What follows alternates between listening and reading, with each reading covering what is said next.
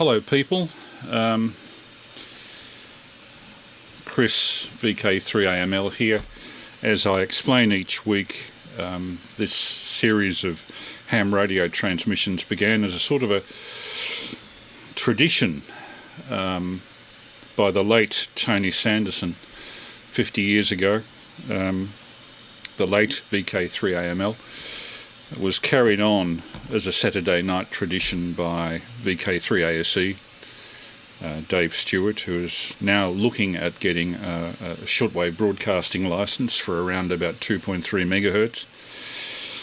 And so consequently there was a gap in Saturday night transmissions which allowed me to step into the breach, at least for the duration of the COVID lockdowns. But we seem to have built up some sort of minority interest niche market for the videos that we're producing, the live streams. So here is the latest one, and we're going to deviate a bit from the normal radio and electronics scheme of things tonight by going into aviation, history of aviation. And I'll give the reason for that when we go on the air. It's 9:29. I'll just check that I've got streaming, and we seem to have the streaming going. Good.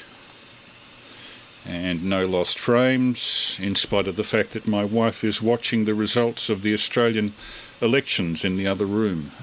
In brief, for those who are not aware, we're having a federal election, and it would appear that the results in my state, Victoria, are very much swinging to Labor and the Independents, not so much to Greens, and certainly the Liberals are taking a trouncing, the LNP is taking a trouncing in my state, and in most other states of Australia it's not doing too well, so it looks like the new government will be Labor Independents, a coalition of the two, if such a thing is possible.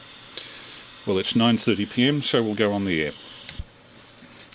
Hello, this is VK3 Alpha Mike Lima with a regular Saturday night test transmission.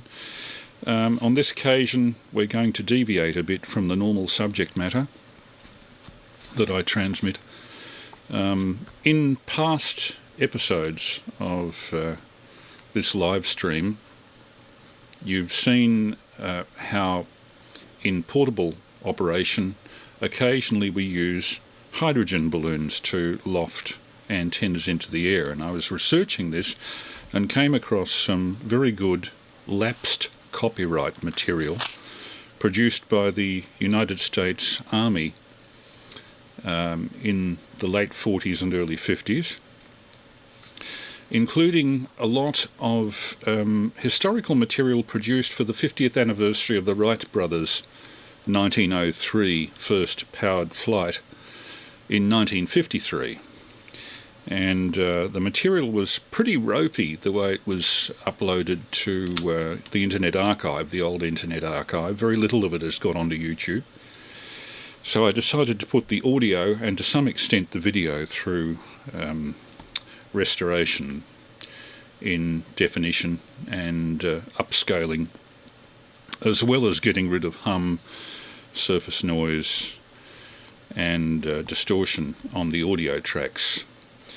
So today we'll see aviation history from the first Montgolfier balloon flights of 1783 through to the end of the First World War, that bracket where aviation evolved from the first lighter-than-air flights through to the evolution of aeroplanes that were capable of flying the Atlantic Ocean, as they did in 1919. So you'll see a lot about aviation history, aviation technology, which will lead us in subsequent weeks into a discussion of the role of avionics, aerial communications, aerial direction finding in the aviation industry, up to and including Omega and over-the-horizon radar. But this first on aviation history is about invention and development. If you have no interest in aviation, it might be an idea to tune in next week, but I think you'll find these technical fairly deeply technical histories produced by the US Army Air Service. Or actually, by the time these were produced in 1953, it was the US Air Force. Very interesting, as much for their lack of distribution up to this point as for the content. And in 1953, many of the people who were involved with the development of powered flight were still alive and were interviewed in these films. People including even the Wright brothers' mechanic, who you'll meet on film tonight, through to World War I flying aces like Eddie Rickenbacker, Douglas Campbell, Jim Meissner, and many others whose names have gone down to us in history as the first air aces of the First World War. So without any further ado, the history of balloon flight leading into the history of powered flight. And I'll just fade down the music on the intro on this history of balloons to say this is VK3 Alpha Mike Lima with the regular Saturday night test. 5,000 years before he finally hit on the idea of the balloon. And it took him only a short time after that to discover that ballooning presents 4 primary problems. First, the problem of keeping the balloon itself in the air, which involves the question of fabric and something lighter than air with which to fill it. Second, the problem of lifting something besides the balloon into the air. This led to developing the net, load ring, and basket. Third, the problem of navigating vertically, of getting up and down. This has been done by using a valve, appendix, and ballast. And fourth, the problem of landing and emptying the balloon. Rip panel, drag rope, and in bygone days, anchor. Now, in taking up those problems, let's consider how they relate to present-day ballooning. Here is a modern Navy balloon being prepared for inflation. Hydrogen gas is most often used in balloons because it is released after each flight. Helium is generally reserved for airships where it can be used over and over again. However, in the early days, the world's first balloon, the hot air marvel. Amazing invention of 2 Frenchmen, the great Montgolfier brothers. The world's first passenger flight from Paris, France, November 11th, 1783. Hey, something's wrong, look out! More hot air. Thought they forgot about that. Sensational, sensational. Or is it? Professor Charles, famous French scientist, would attempt an ascension using a newly discovered gas called inflammable air. The world's first hydrogen balloon, 1783. And now the stupendous feat of combining the 2 types of balloon will be attempted. We invite your attention to Pilote de Rossier of France. Strange name. And his 40-foot hydrogen balloon with a 10-foot hot air balloon beneath it. Too bad, I could have warned him. He rises quickly, however, to about 3,000 feet and the world's first martyr to aircraft experiment. de Rossier, unfortunately, didn't know enough about hydrogen. Professor Charles could have shown him this. First, that pure hydrogen burns with an almost invisible flame. And second, when mixed with oxygen or air, hydrogen is highly explosive.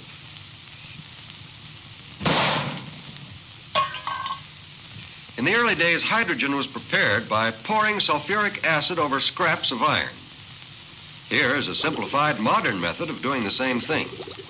Caustic soda and water are used instead of sulfuric acid, and ferrosilicon, a kind of ore, is used instead of scrap iron. The bubbles, you see, are hydrogen. The Navy today uses methanol, another name for wood alcohol, and water instead of sulfuric acid, and copper zinc oxide instead of scrap iron. Now then, just exactly why does hydrogen lift a balloon? The answer is that it doesn't. Hydrogen is used merely to hold the sides of the balloon apart, using as little weight as possible. Here's the way it works. Consider an extended balloon with air inside and out. Naturally, it doesn't go up because the air inside is just as heavy as that outside. But as we take the air out of it, the lifting force of the air outside increases. Archimedes put it this way. The loss in weight of a body immersed in a fluid is equal to the weight of the fluid displaced. So the total lifting force on our balloon is exactly equal to the weight of the air displaced. No more, no less. Obviously, if we left it a vacuum, we'd get the most possible lift. But any container light enough to serve the purpose collapses from the outside pressure. It seems to be necessary to have more pressure on the inside than you have on the outside. That's why hydrogen fills the bill so well.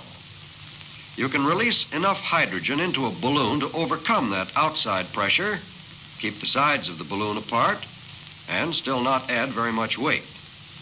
Hydrogen is only about 1/14 as heavy as air.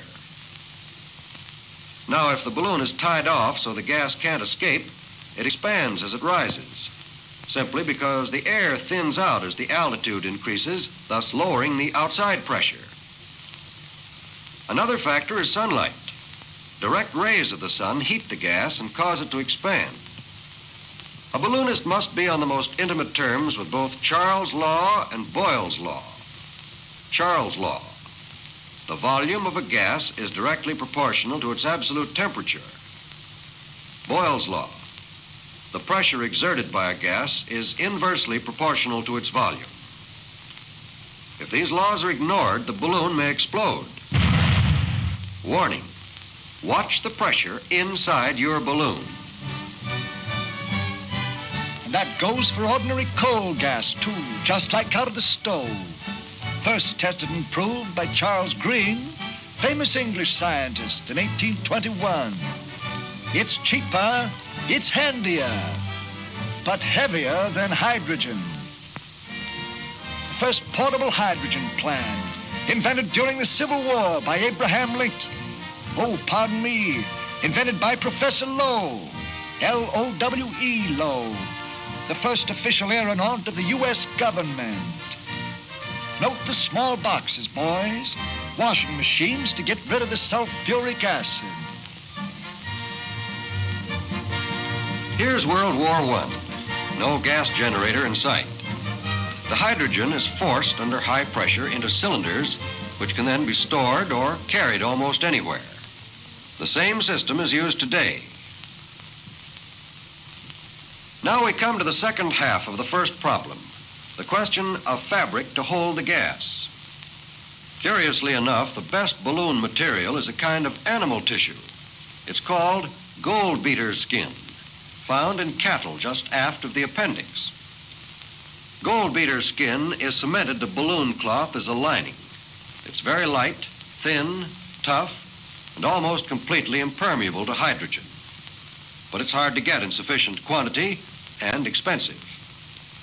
So it's not surprising that the next best fabric, namely silk, took an early lead and remained the favorite up through Civil War times.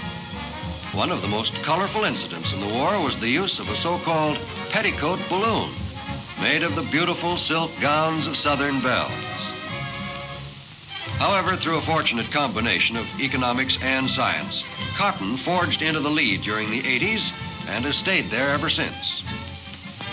Cotton is even stronger than silk when treated with rubber, real or synthetic. It wears better, it's almost as light, and it won't generate a spark the way silk will when rubbed. What's more, it's far cheaper. New materials are constantly being tested and developed. Cellophane, for example, holds gas very well, and it's light and flexible. However, it doesn't last, and it tears too easily. Maybe these difficulties will be overcome. In any case, it appears certain that synthetic materials will become increasingly important in the preparation of balloon fabrics. The second problem, that of lifting something besides the balloon itself into the air, involves the development of the net, the load ring, and the basket. The famous Charles balloon of 1783. Kindly note the load ring at the equator and the net strung only over the top half of the balloon. 1793. The net now covers the entire balloon. The load ring has dropped below the balloon. This magnificent craft made the first flight in America, an ascension in Philadelphia by Jean-Pierre Blanchard, better known as Jean-Pierre Blanchard, the prominent French aeronaut. 1830, back to the half net, but the load ring remains below the balloon. Charles F. Durand, owner and pilot, was the first native-born American aeronaut, a scientist, a philosopher, and a daredevil. In 1859, this balloon set a world's distance record that stood for 40 years. Missouri to New York, 809 air miles in about 20 hours. John Wise was the owner and pilot, famous in early American aviation. Looks like he's got a boat there. That's something new. Professor Lowe in the Civil War used a double ring, a load ring and a basket ring. One on his finger for luck. And the basket itself is fairly small. Well, he didn't need to carry supplies and navigating instruments. He wasn't going any place, just sitting and looking. World War I brought a balloon of radically different shape, a captive balloon called the kite balloon. This was developed to overcome the balloon's tendency to swing in a circle when held captive. Tail cups were used as stabilizers. Air-filled lobes served the same purpose on a later type. Note the lack of a net. Lines were secured by so-called finger patches, and the load ring was a horizontal bar. One of the great American balloonists of the 20s was Ward Van Orman. He improved on Wise's precautions against a water landing by using pontoons and carrying a rubber life raft. This was the forerunner of the rubber boats carried in today's combat planes.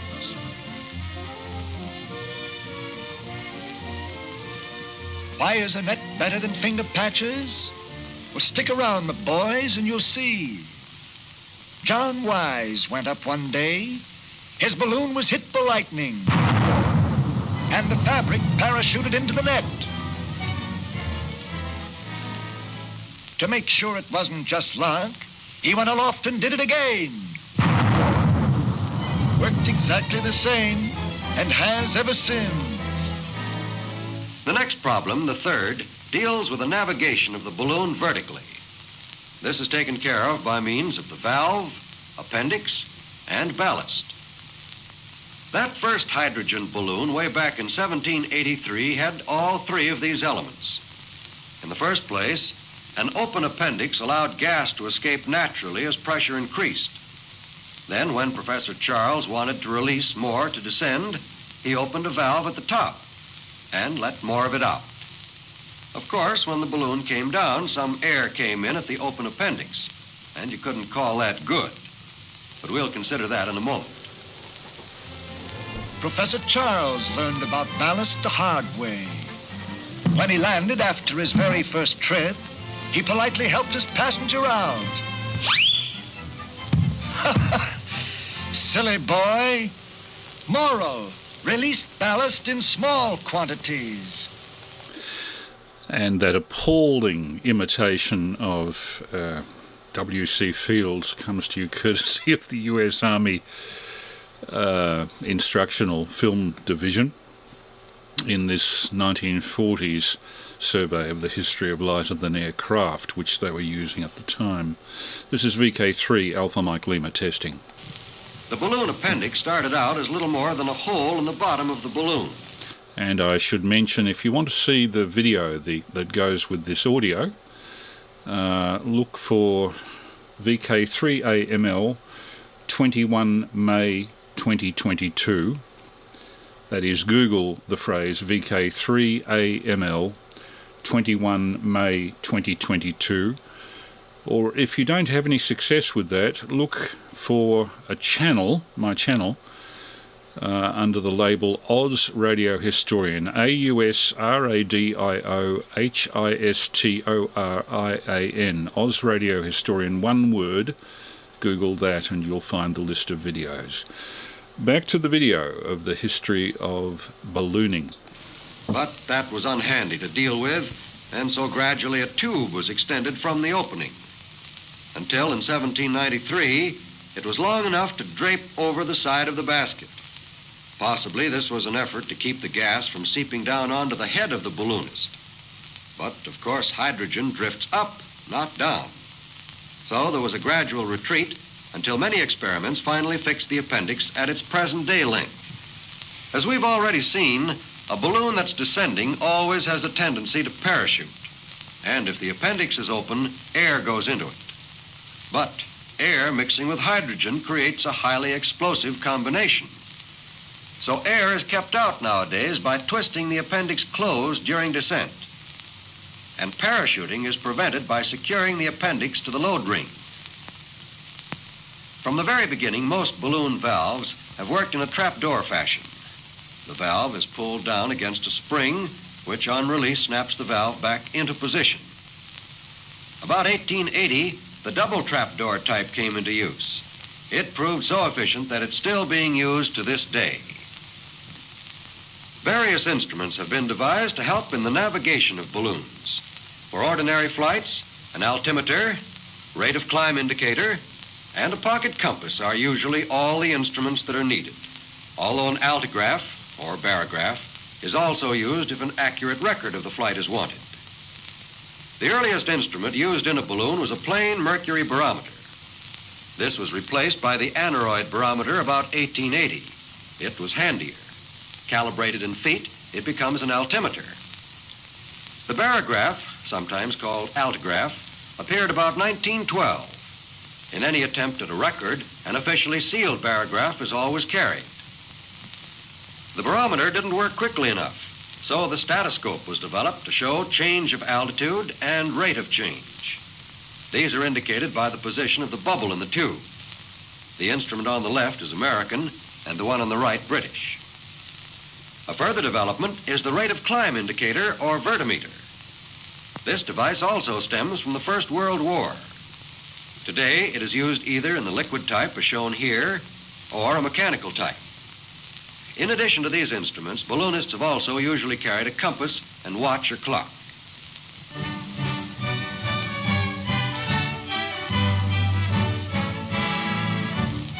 We take up the fourth major problem in ballooning now, the landing. This involves the rip panel, drag rope, and anchor. The drag rope was invented in 1836 by Charles Green, the coal gas man, remember? Very useful in navigating at low altitudes and to prevent a rough landing. A sort of automatic ballast, you might say. Weight of the rope on the ground lightens the balloon. She rises and lifts more rope. Down she comes. Up, down, up, down. Monotonous, isn't it? Look out for fences, houses, and high-tension wires. Bad medicine. In the old days, before the invention of four-wheel brakes and the rip panel, a balloonist had to throw out the anchor and pray. A landing was a cross between a commando fight and a rodeo. The balloonist didn't always win, poor fellow.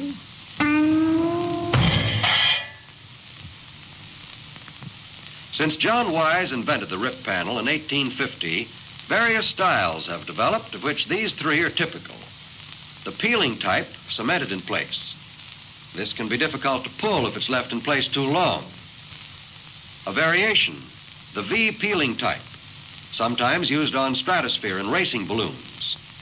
And three, the cheese cutter type. The fabric is torn, either the envelope itself or a fabric strip. The Navy today uses the first mentioned method. The panel is lightly cemented not too long before use. This affords a gas-tight closure that can be handily ripped out and easily replaced. Now let's have a look at some of the uses of balloons. First, balloon racing. Probably the greatest single factor in creating public interest in lighter-than-air flight has been the balloon race, notably the big national and international events. Every year from 1906 to 1935, except during World War I, an international race was held for the James Gordon Bennett Trophy. American entrants were selected by a national race for the P.W. Litchfield Trophy, and the contests were open to all, Army, Navy, or civilian pilots. The first international race, starting from Paris in 1906, was won by an American pilot, F.P. Lamb. He covered 402 miles to the northern part of York County, England. Probably the most spectacular of the big races was the 1910 event. Starting from St. Louis, Missouri, the winner, A.R. Hawley, representing the United States, sailed 1,171 miles to St. John's, Quebec. He was lost for almost 2 weeks in the Canadian wilderness.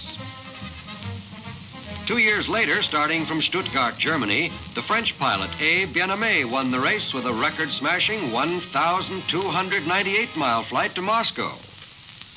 But balloon racing did more than prove the great distances that could be covered in sustained lighter-than-air flight. One of America's leading balloonists, Ralph Upson, in preparation for the 1922 national race, organized the first system of aviation radio weather reports, an invaluable contribution to the progress of aviation.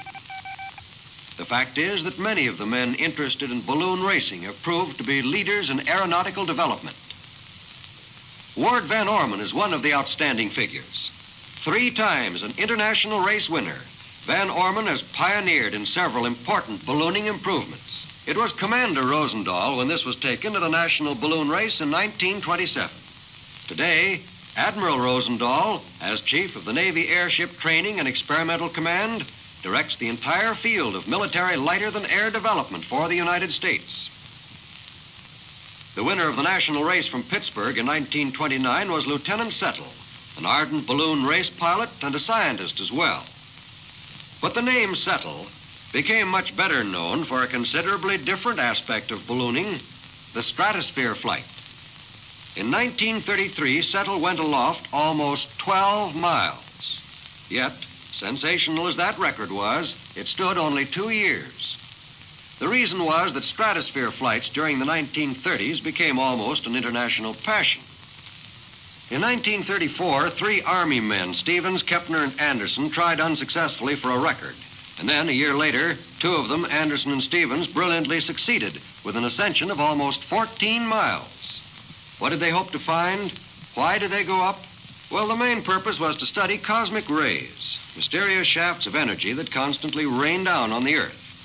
Also to collect samples of air, dust, bacteria, and make other scientific studies. Their findings were valuable and could have been obtained in no other way. Such flights date back to 1862, when 2 English scientists, Coxwell and Glazier, ascended 37,000 feet. The outstanding modern flights have been those of Mr. and Mrs. Piccard, 1934, 57,579 feet. Settle and Fordney, 1933, 61,237 feet. And Stevens and Anderson, 1935, 72,395 feet. This is the greatest altitude ever reached by man. But balloons carrying only equipment have reached even higher. Radio sonde balloons, equipped to send constant reports back to Earth by radio, have climbed as high as 86,000 feet. And at this point should be mentioned the fact that aerologists constantly use small balloons to determine wind direction and velocity. Here's the operation of sounding, as it's called, being performed aboard a carrier, which serves to remind us of still another use of balloons. Balloons in war. The first war balloon was used by the French at the Battle of Flores in 1794. The Austrians might have shot it down, but didn't, figuring the balloonists were taking enough risk, just going up in such a fool contraption. The Civil War balloon telegraph. For this, they used to shout, wig-wag, or throw rocks at each other, to which messages were sometimes tied. This was the first step on the road to radio. Recognize this? It's the grandpa of all aircraft carriers, the first one in history. The G.W. Parke Custis, used by the federal troops on the old Potomac. It had no motors, was pulled by a tug. Sometimes the boys had to help out by rowing. You may not believe this. During the siege of Paris, the French not only established the first airmail service, but even published a newspaper that was sent by balloon post to the provinces. Over 3 million letters were carried airmail.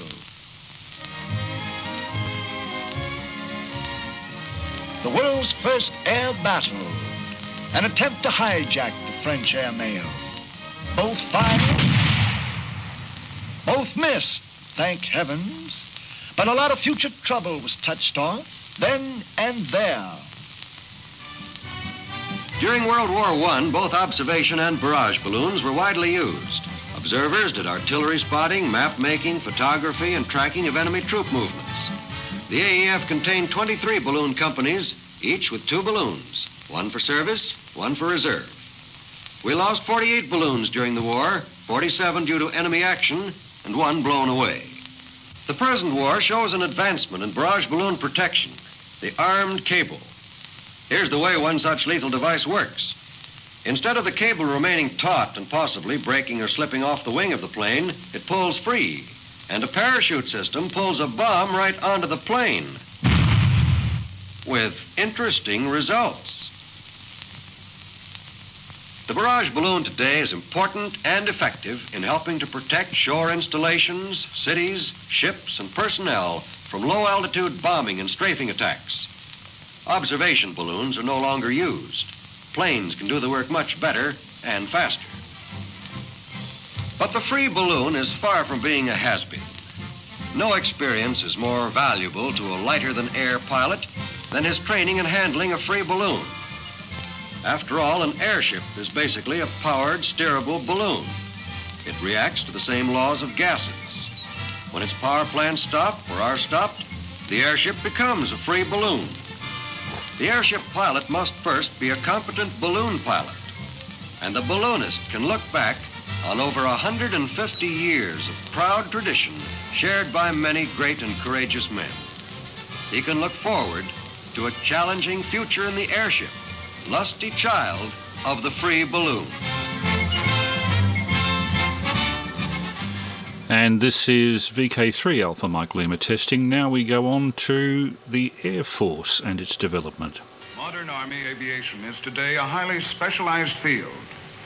The pilots who fly the Army aircraft have been carefully trained in many skills over and above piloting. The aircraft have each been designed to do a particular job and to do it well.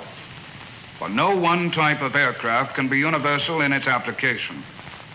Some of these aircraft carry airborne troops, as for example, the Caribou. Some are designed for fast, low-level observation and reconnaissance missions. But they all have a common denominator in that they all come from a common source. And this is a documentary on the development of aviation, military aviation, from the Wright brothers, 1903 to the First World War. And it was done for the 50th anniversary of the Wright brothers' first controlled powered flight, 1903-1953. in this documentary you'll hear and see many of the pioneers of powered flight that were active before the First World War. Back to the doco. The picture you will see today is part one of a three-part series.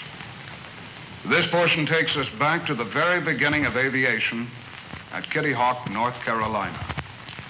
Part two, which you will see next week, takes this story on from General Billy Mitchell era up to the present.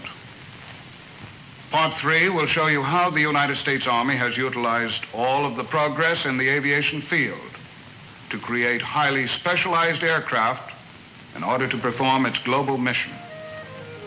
And now, part one of the history of aviation. On December 17, 1903, Orville and Wilbur Wright made man's first 4 controlled flights in a powered airplane. That day, they lifted the world into a new dimension. What the Wrights had achieved at Kitty Hawk barely evoked passing attention in a nation whose people were absorbed with the problems of a dynamic new age. There were other, less celestial wonders closer at hand. The automobile, the telephone, the motion picture.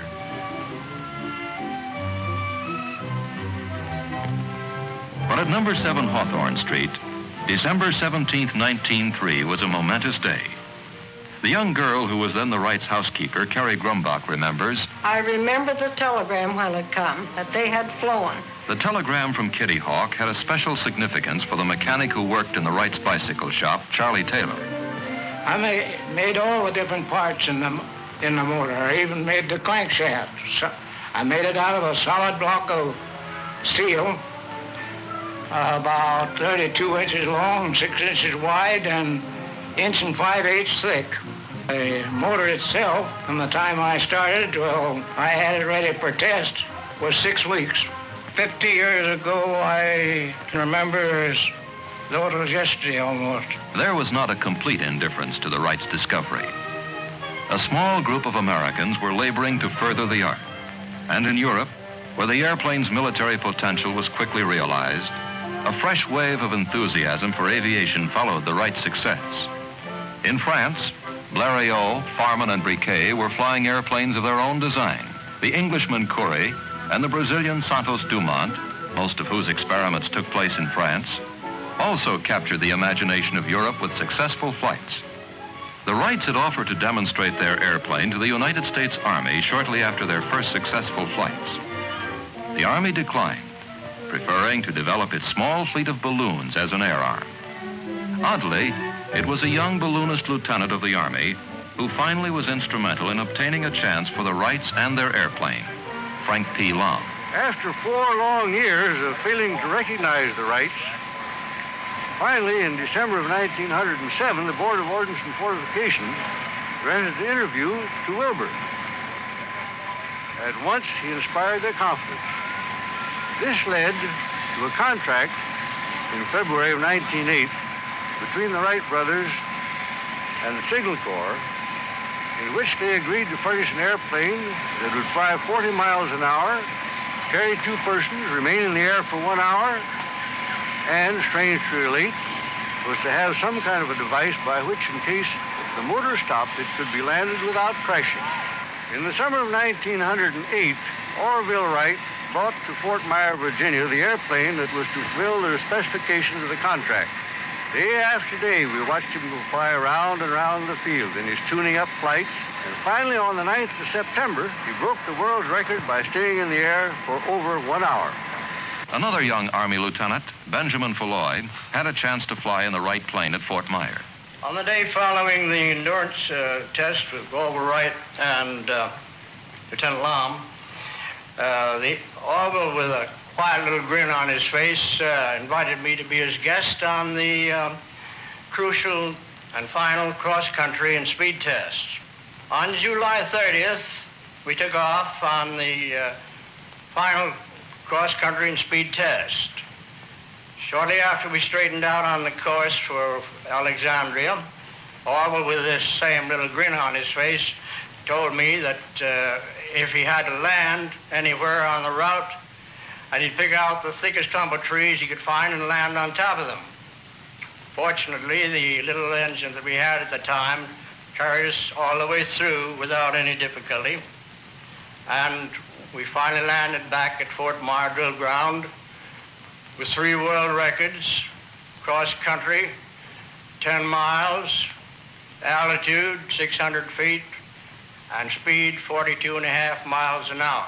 The United States Army had an airplane. The need now was for pilots. There in the fall of 1909, under Wilbur Wright's instruction, Lieutenant F.E. Humphreys of U.S. Engineers and myself were taught to fly, and at the end of some 3 hours, were soloed and told we were pilots. So in 1909, the military airplane was mated to the military pilot. Meanwhile, all over the world, aviation pioneers, encouraged by the Wright brothers' flights, were hard at work. The principles of flight were now widely known, and designers were applying them to many types of aircraft. Glenn Curtiss, Glenn Martin, and the Canadian J.A.D. McCurdy were designing and flying airplanes in competition and for exhibition. In Europe, the airplanes of Blériot, Paulhan, Farman, and de Havilland were demonstrating obvious advances in both speed and range.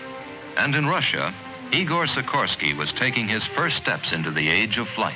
And I remember very, very well the early interesting period in France in 1909 and 1910, when the very first attempts were made to push aviation from the purely original experimental flying to some kind of successful practical achievement.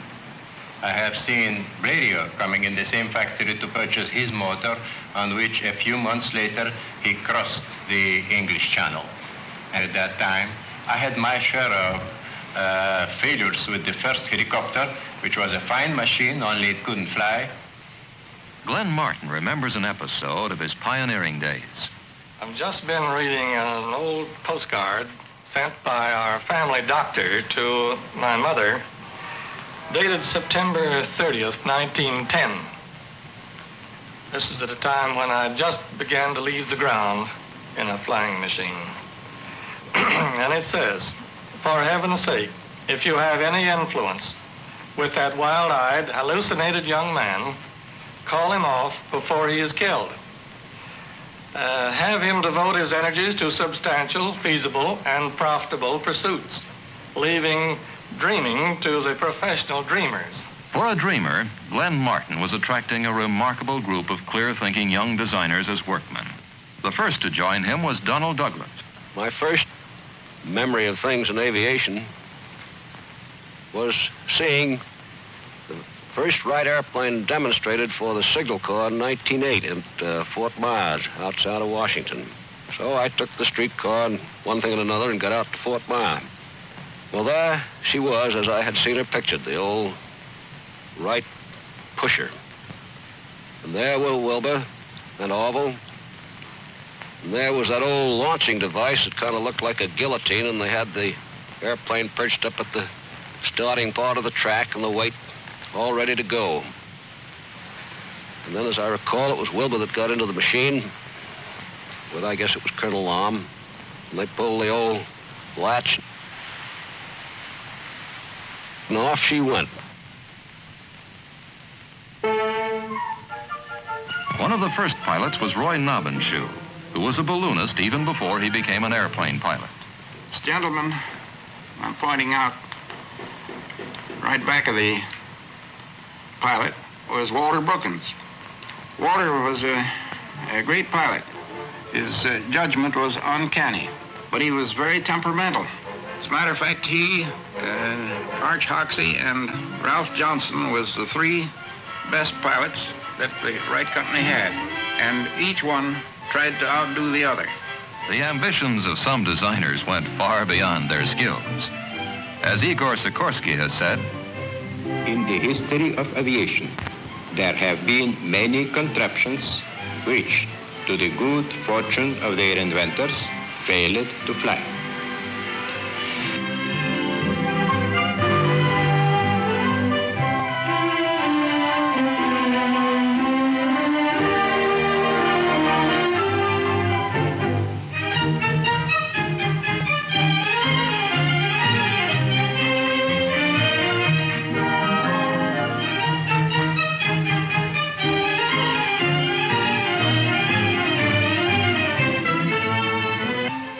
Lawrence Sperry, whose contributions to the aircraft instrument field were momentous, puts a pre-war aircraft through its paces.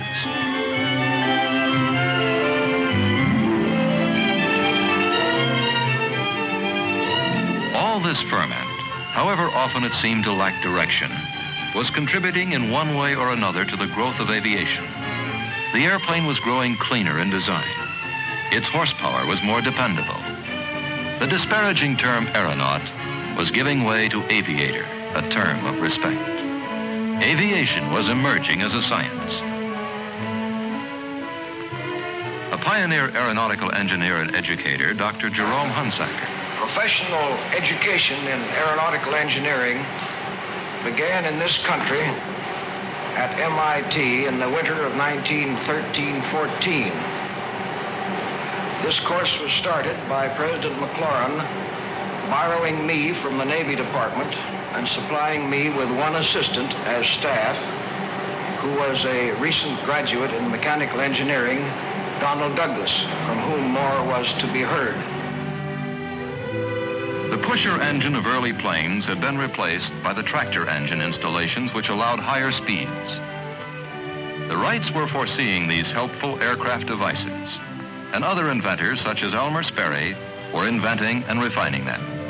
Here, a Curtiss seaplane flies with the early Sperry automatic pilot.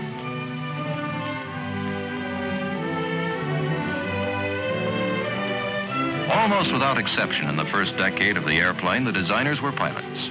They built, tested, and flew their own designs. The Wrights, Blériot, Santos Dumont, Curtiss, Rose, Sikorsky, de Havilland, and Martin.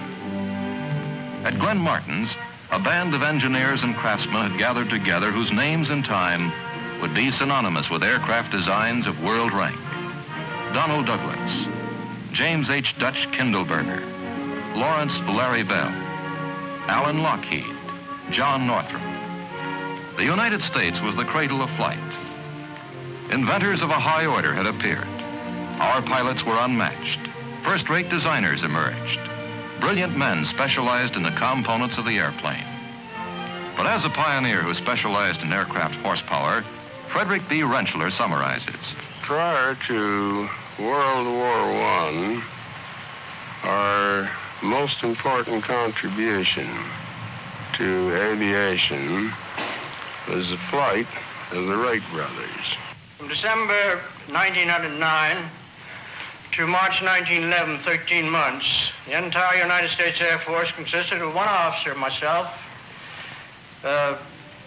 one civilian mechanic, 8 enlisted men, 1 airplane. The government at that time wasn't very keen about turning money loose for flying.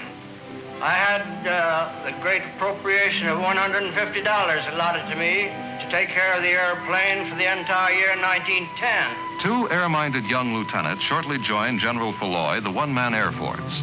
They were Hap Arnold and T. DeWitt Milling. Looking back 42 years ago to March 1911, the month in which General Arnold and myself were ordered to Dayton to learn to fly with the Wright brothers, and to think of the plane that we used at that time and see the advance that has been made since, it seems incomprehensible that one man in his own lifetime could live through such progress. After our very brief period of instruction of about a week, 2 to 3 hours in order to learn to fly, we were sent to College Park, Maryland.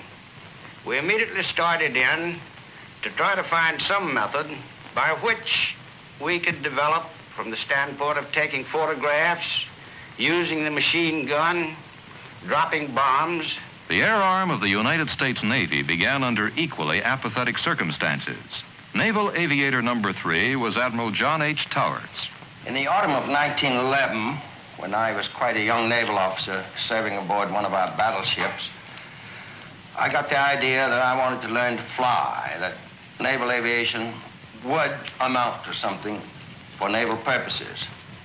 So I put in a request to the Navy Department, and they came back and quite frankly said that they didn't believe aviation would ever amount to anything.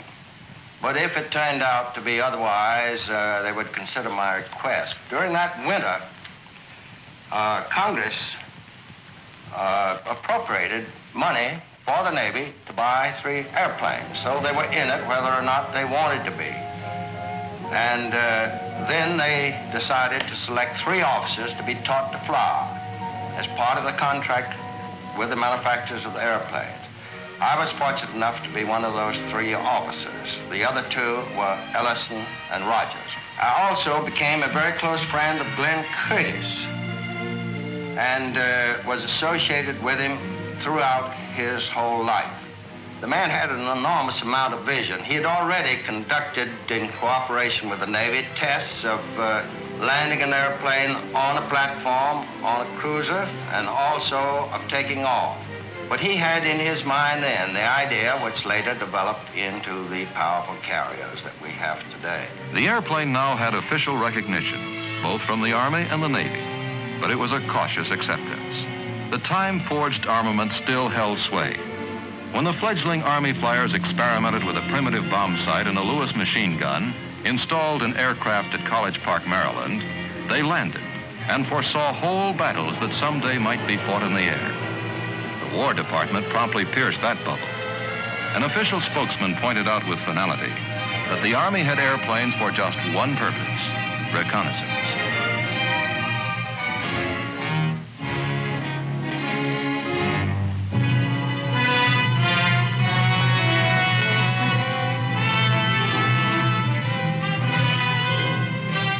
From a pistol shot at Sarajevo, the first of the great modern world wars exploded. And almost overnight, all of Europe was engulfed in conflict. The airplane was put to work, just as the U.S. War Department spokesman had prophesied, as observation and scouting craft.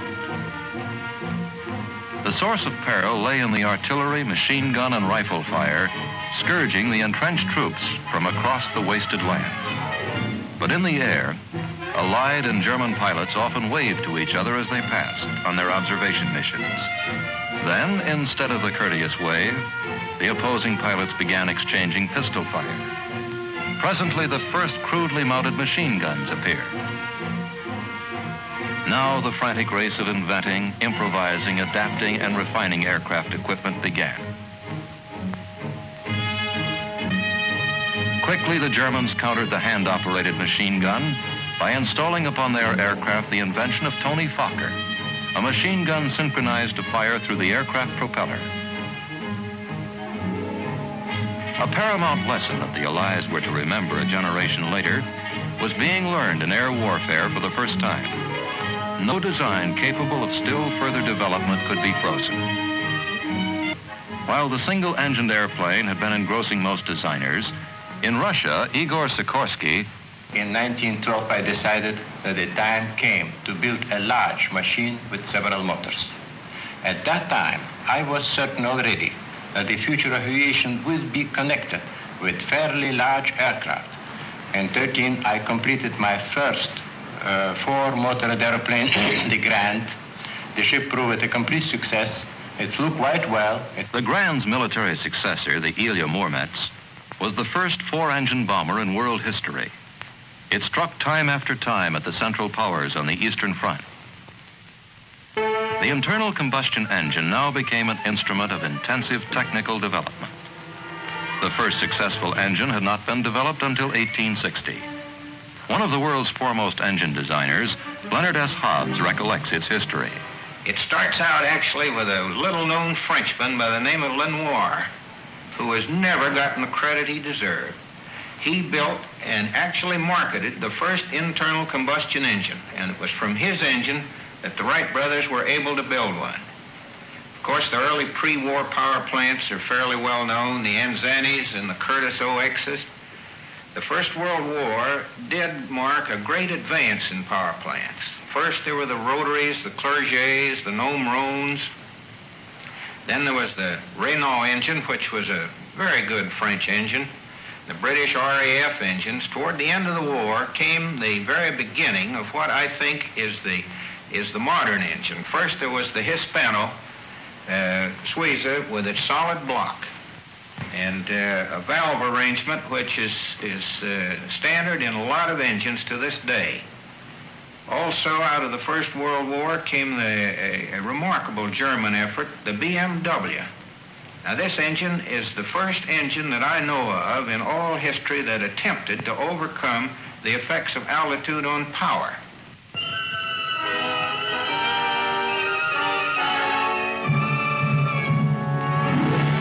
This is VK3 Alpha Mike Lima testing. We're at the stage of the First World War in this documentary on the start of military aviation in America.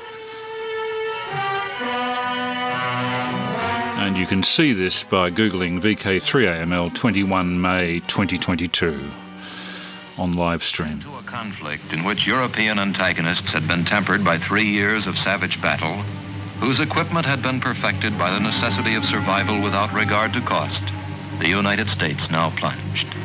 It was the world's 14th ranking air power, with only 28 airplanes, 65 pilots, supplemented by 50 flying students.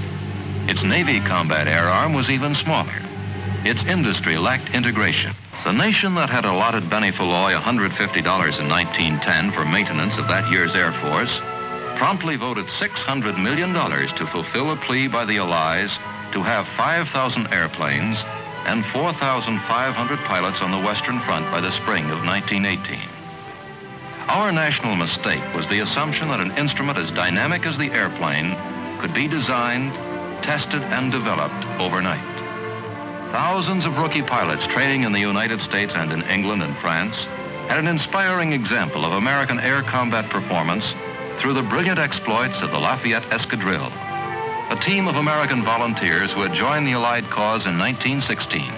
But American performance had its hours of frustration. One of the first young pilots to see action in France with the first Aero Squadron was Oliver P. Eccles. We'd been equipped with a new type of French airplane with a new and very much improved engines. These airplanes were assigned to us. The squadron had the strength of 18 airplanes, and we were assigned the mission of supporting one of the American divisions one afternoon in the attack. Our airplanes took off 18 strong. During the afternoon, all of the airplanes force landed from engine failure. Fortunately, none of them behind the enemy line. The pilots of World War I made the term dogfight synonymous with their work. America's top ace, Captain Eddie Rickenbacker of the famed 94th Hat-in-Ring Squadron, reflects on the different approaches to combat of the pilots of World War I and the pilots of today. That individualism was possible because the planes were much slower. You'd stay in maneuver. Whereas today, it's impossible because of the tremendous speed, the difference of 100 miles an hour and 600 or 700 miles an hour. We had 150 horsepower. Today, if they haven't got 5,000 or 6,000 horsepower, it's no good. We had two little pop guns, 30 caliber, that would shoot sometimes 450 rounds a minute. Today, they've got 6 and 8 50 caliber guns that'll shoot 1,000 rounds a minute. A naval officer whose career has bridged 2 wars in aeronautics, Admiral DeWitt C. Ramsey. From the outset, the Navy's problem has been to bring aircraft into the mobile operating forces of the fleet. The real beginning of naval aviation, let us say, took place in England, where during World War I, the latter part of it, the British converted 2 ships, the Furious and the Argus, and built into them the features which were desirable for aircraft launching and recovery. As a result, the Navy embarked on an initial program of converting the old Collier Jupiter into our first flat top, the Langley. In 1918, as the war began to move toward its climax, American aircraft equipment still had not entered combat. An intensive effort was being made to perfect the Liberty engine. Before the Liberty or any other aerial product of the United States designing boards could be put in action, the final critical offensive of World War I had begun. Millions of men pulled out of trenches to attack or retreat. Above them, to be sure, planes flew in bombing and strafing missions. Individual pilots whose names became legendary met in dogfights. Germany's von Richthofen, France's Fonck, Canada's Bishop, Germany's Goering, and such American aces as Rickenbacker, Luke, Lufberry, Vaughn, Springs, Kindley, Landis, Schwab, Hunter. After the war was over, a great many of American boys had been taught to fly, but they didn't get to the front. Of course, after the war was over, they had nothing to do, and there were a great many surplus airplanes. And that is the period when you hear so much about of the days of barnstorming. After the war, with all these surplus airplanes, a lot of the fellows who had been taught to fly then decided to go out and carry passengers and do stunts and regular exhibition flying, principally at the county fairs and state fairs and things of that sort. And now the World War I flying ace Eddie Rickenbacker is interviewed by Arthur Godfrey Here in is a model of a 1953. Spad, the airplane that Captain Eddie Rickenbacker flew in World War I, only 10 or 12 years after the Wright brothers' first flight. It's a shame that it had to be used as a weapon of destruction so soon, but the war brought that on. This is Captain Rickenbacker in the plane he made famous in World War I. These old films show the dashing young skipper of the 94th Squadron leading his boys into a dogfight. The hat and the ring insignia was always present when the fighting was thickest. The wild blue yonder was really wild in those days, when there was just so much wood and canvas between you and the enemy, between you and the ground. Down in flames was the rule rather than the exception. They had no protection. They had no parachutes.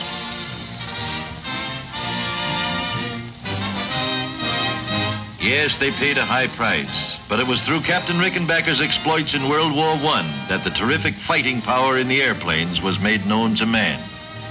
This little Spad carried a very powerful engine for those days and often flew up to 135 miles an hour, straight down. There aren't many of them left, but here comes one of those old-timers now. And look who's flying it. It's Captain Eddie, the one and only, Captain Rickenbacker. Hey, wait a minute, I want to get in this scene myself.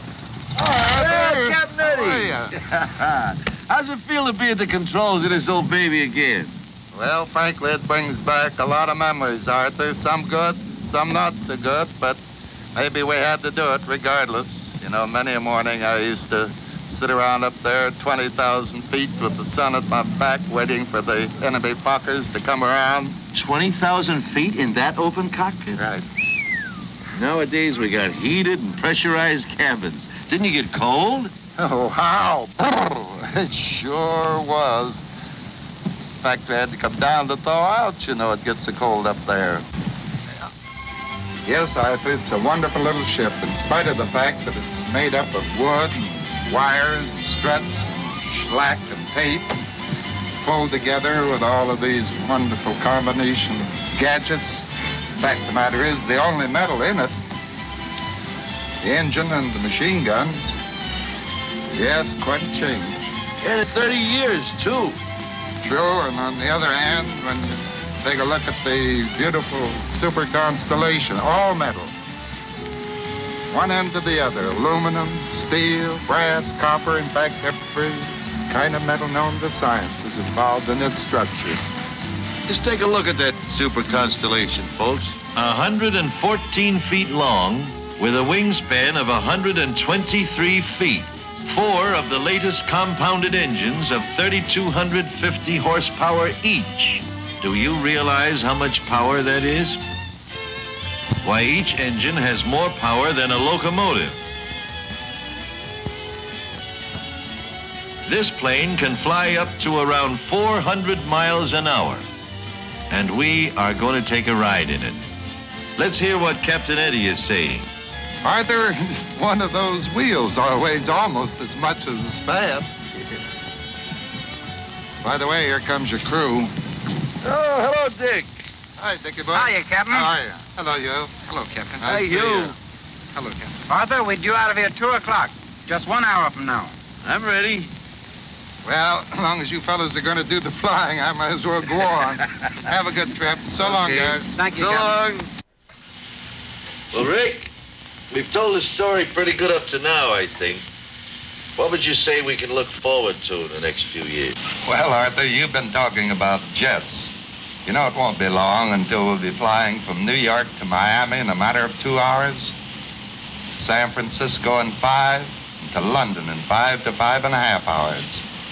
And at altitudes from 35,000 feet to 45,000 feet. In fact, we'll be landing and taking off in most any kind of weather. Well, that's fine. That's wonderful, Rick. Our planes are flying faster all the time. But what are we going to do about this business of getting from the airport to town and from town to the airport? Doggone, sometimes it takes you longer to do that than it does to fly where you're going.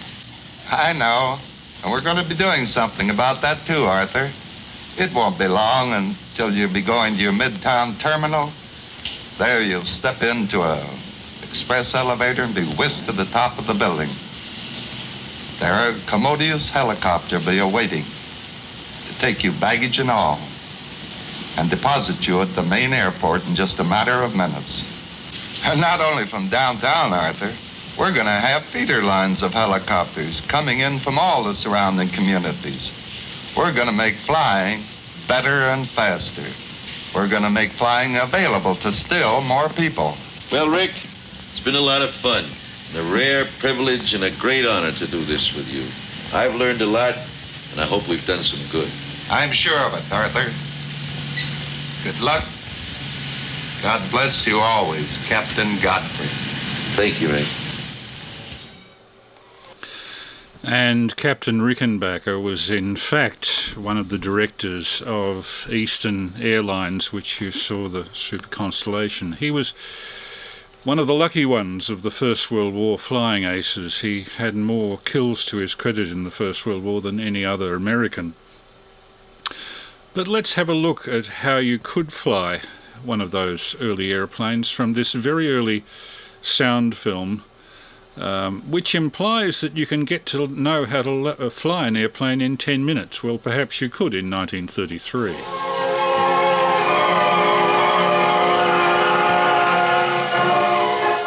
And this is VK3 Alpha Mike Lima testing with a program deviating somewhat from our usual theme and going into vintage aviation. We'll be back to avionics next week, talking about the electronic side of aviation and radio. Well, Miss California, you're starting in on your first flying lesson. I guess you'd better begin right from the bottom. Now, there's your snubbers, the shock absorbers. This will show you why snubbers are necessary for a smooth landing. Now I'll show you the starter. Not exactly a self-starter, but almost. Remember your old Victrola? Yes. That's where your oil goes. That's for your gasoline. That tank holds 57 gallons. Now we'll get around the side here, and I'll show you how the steering gear operates. These are your ailerons. They raise and lower. They're used in making turns or banks. They're controlled by a lever called a stick in the cockpit. Now, this is your stabilizer. It's used to adjust the weight of freight and passengers. It's also controlled from the cockpit. This is your elevator or flipper. When it's raised, your ship goes up. And when it's lowered, your ship goes down. Yes, I see. This is your rudder, used with the ailerons in making turns to the left and to the right. It's controlled by pedals in the cockpit there. Now we'll get our helmets and goggles on, then we can get inside.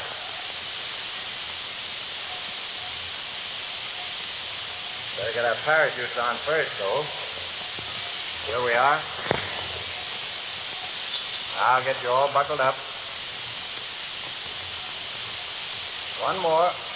There. Now I'll get on my own insurance policy.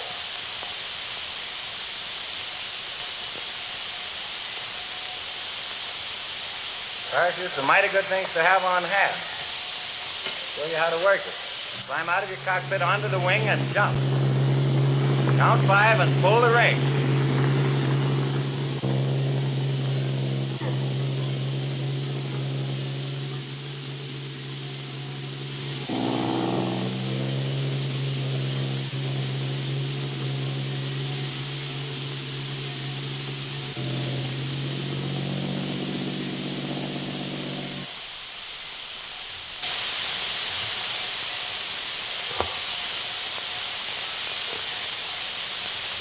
Those are the rudder pedals. Left for a left turn and right for a right turn. Now for your stick. Back to go up. Forward to go down. To the left for a left turn. See, that raises your left aileron. The wind strikes it and forces the wing of the ship down.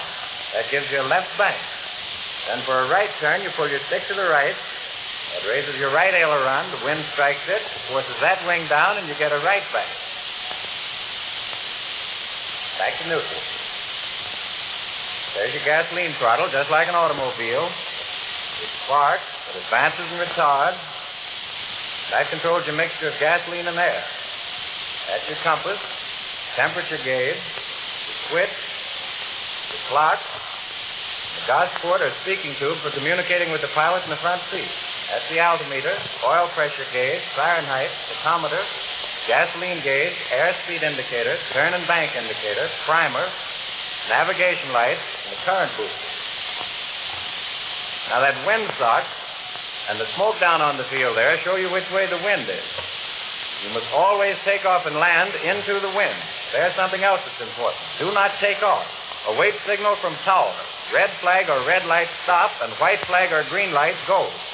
Those are mighty good rules. Now you know almost as much about it as I do, and in just a minute you'll know it all. Mechanic. Contact. Contact.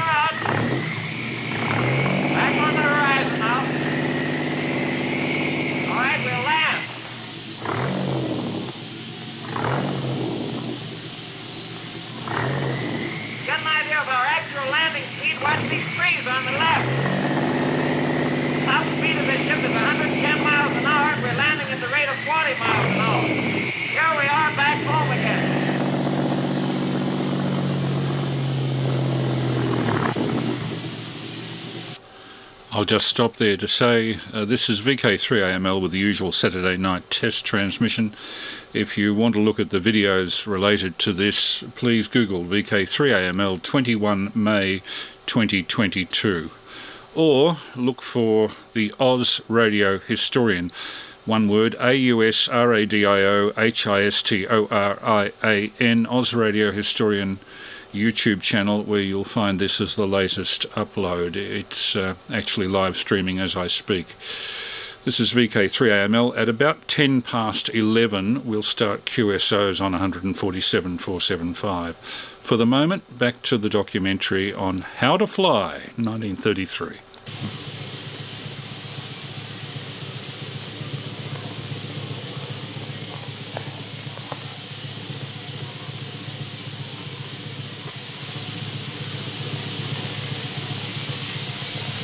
All yours. Remember to keep your nose down and your tail up.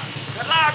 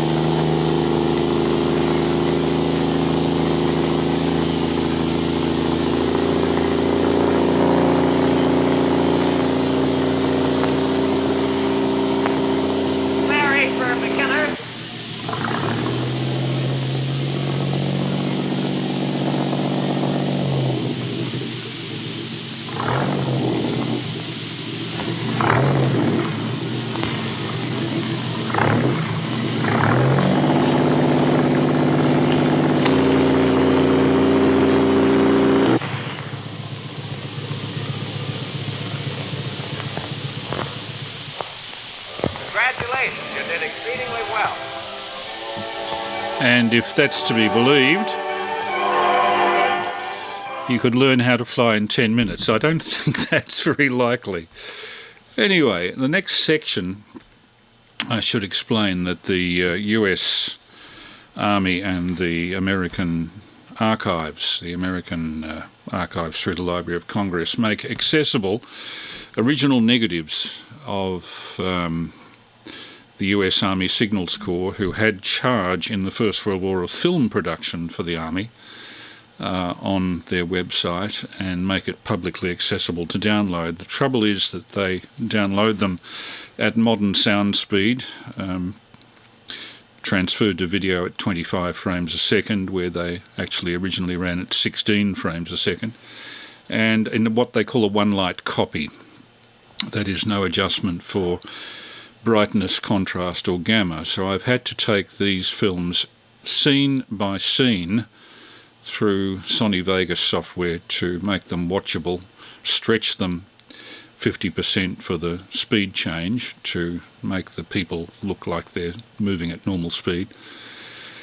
And so we have coverage of the US Army Signals Corps with the task of making official film records of the nation's new air service in 1918. And that's what we'll see to start off with. Here's the Army Signals Corps filmmaking truck about to head out from Paris to take films of the US Army Air Service as it was then. Have to crank the car up to make it start. How many people can they fit into that thing? I'm not sure what type of car it is, but it's certainly pre-First War. Remembering this is 104 years ago. And off they go to the battlefields of France, about 100 miles north of Paris. These are the sort of cameras that they use to shoot the films, hand-cranked, usually with 100-foot load inside, interior loading cameras for portability. And that's a DH-4 American-made aeroplane, the only American-made aeroplane that was used in significant numbers during the war. And that's the way they fitted a motion picture camera to the plane. On the mounting, a sort of a lazy Susan that was normally used in the rear cockpit for mounting the machine guns. Machine gun or a camera of that type were about the same weight. So off that plane goes, but occasionally they came to grief, and as you'll see, that particular plane, its undercarriage folded up on takeoff, but fortunately they saved the camera. You'll see the camera in a moment, still on its mounting, unharmed. Everybody feeling a bit relieved. A pity about the DH-4 aircraft. This is VK3 Alpha Mike Lima. You can see the way that they used to have worm drive operated tripod heads. You'd have to crank the worm drive to pan at the same time you were cranking the camera with the film going through. And it was a bit like, describing circles on your tummy while patting your head. You have to be capable of completely independent control of your two hands. Out on the battlefield, having a break for lunch, you can see a plate camera sitting on the post in the foreground, used by the Signal Corps. And this is the film editing studio of the Signal Corps at headquarters. No moviolas at that stage. They were just cutting the film after looking at the images under a magnifying glass or even inspecting them by eye, as you can see there. They made a significant record of everything that the United States Army did at the front on 35mm film. The home movie gauges had not at that stage emerged to any extent. 16mm film was introduced in 1923, about 5 years later, and 9.5mm in 1922, 4 years later. This is a guy typing up the catalogue of what each shot of those various films consisted of. Like most government departments, they kept careful record. Inspecting the negatives. And you can see that each of the shots there probably lasts about 30 seconds. They would later be assembled into complete films for either public use or for interior army analysis. And this was all shot in 1918, Signal Corps. Little 50-foot rolls of film with the guys doing inspection of the various rolls to be sent back to headquarters for editing. And these films courtesy of the Library of Congress. And in that way they get sealed into cans and sent back to America, presumably, for safekeeping, where they've been to this day and now being made accessible via internet. This is the Army Air Service training ground. I believe it's at Detroit, although there's some debate about this. Other sources say that this was in Maryland. Whatever the case, they were being trained in Curtiss Jennies. That's the plane that you can see there. Curtiss Jenny was a fairly stable aircraft, not very heavy, didn't carry much in the way of armaments, a good observing platform and a good training craft. Representative of cutting-edge technology in 1918. None of these planes to any extent carried radio at this stage. This guy is checking on the rigging of the aircraft, the struts, everything being held firmly, necessary before each flight, the rigging of the ailerons and the tailplane, all controlled by the joystick in the cockpit with levers and wires. The plane was virtually all wood construction with the exception of the engine. Very light, easy for one man to lift the tail.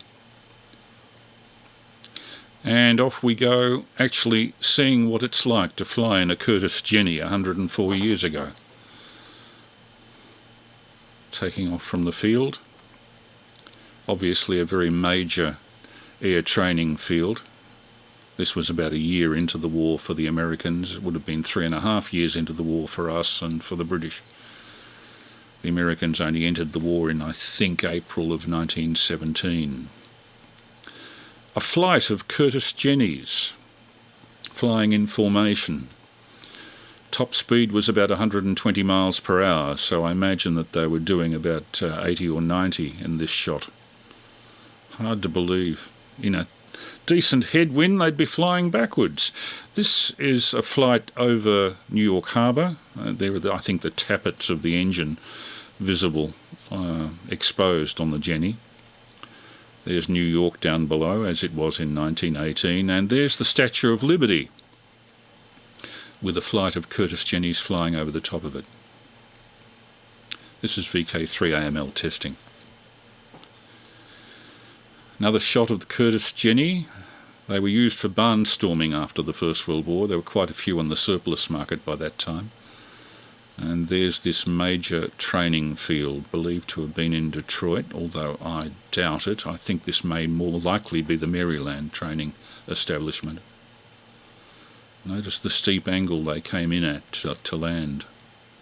Dirt fields, and all of those tracks are made in the dirt by the tail skids of these various planes.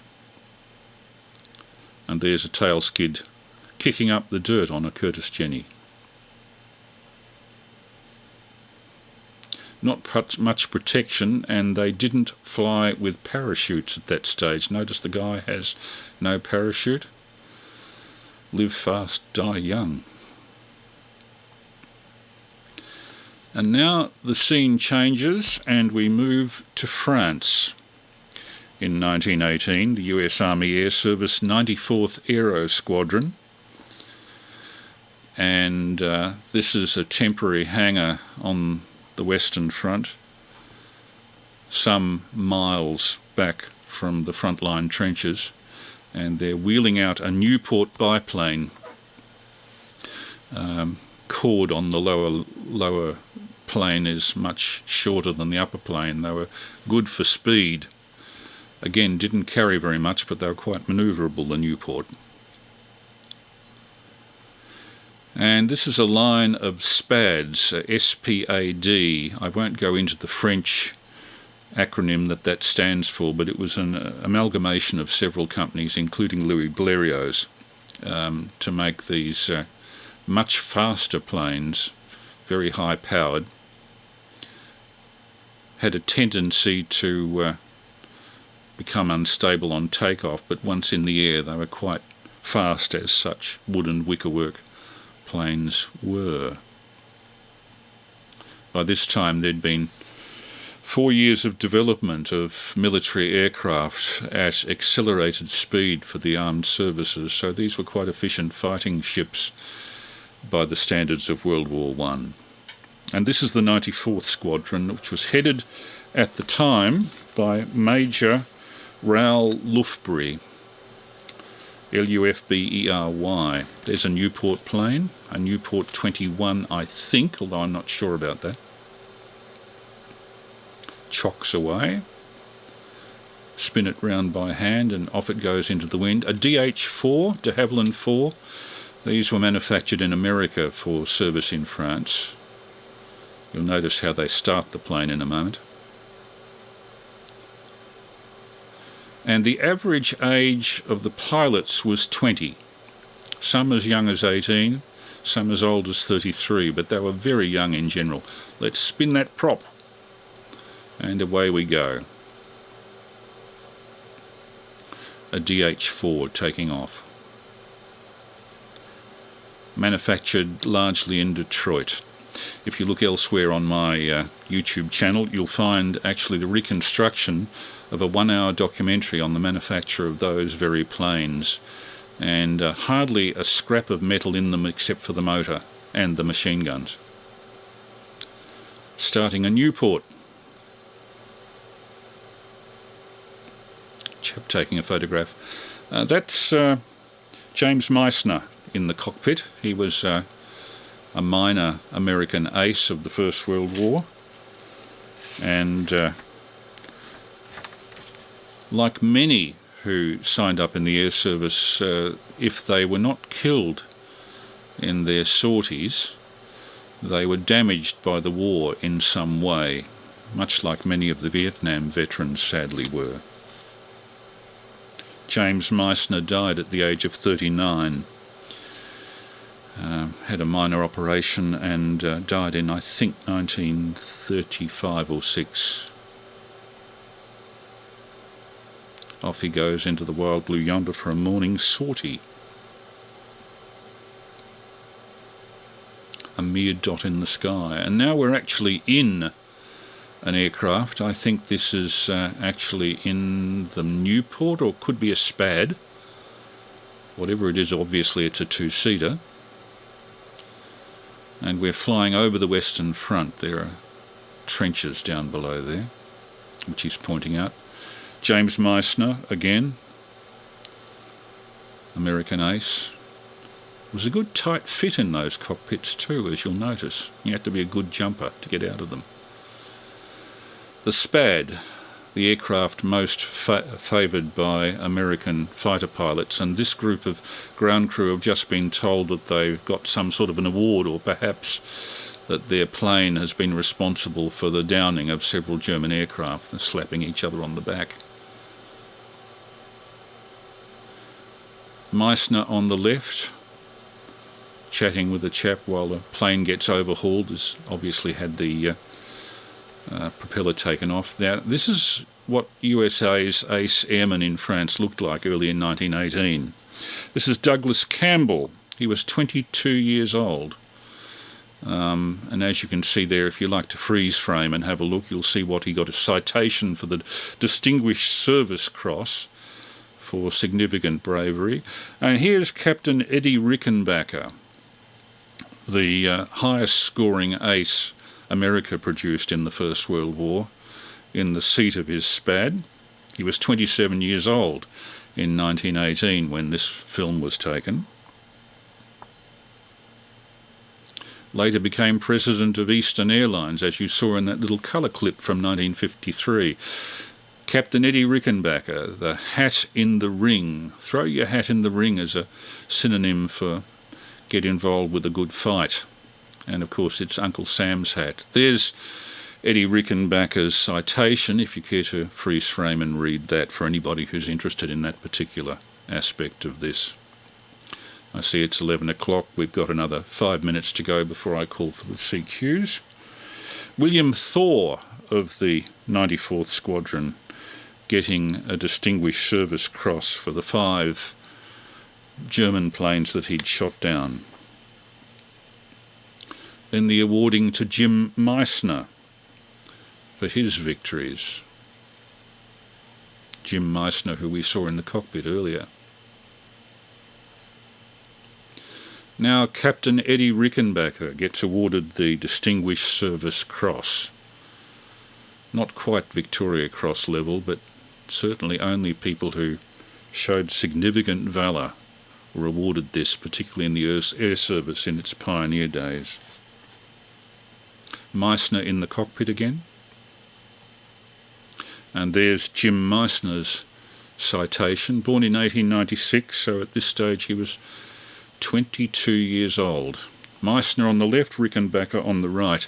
These films give a totally different impression to the very stiff, formal photographs of that period of these people. You can see them as living, sentient beings at a distance of 104 years, the magic of motion pictures. Prominently displayed Distinguished Service Cross on the chest.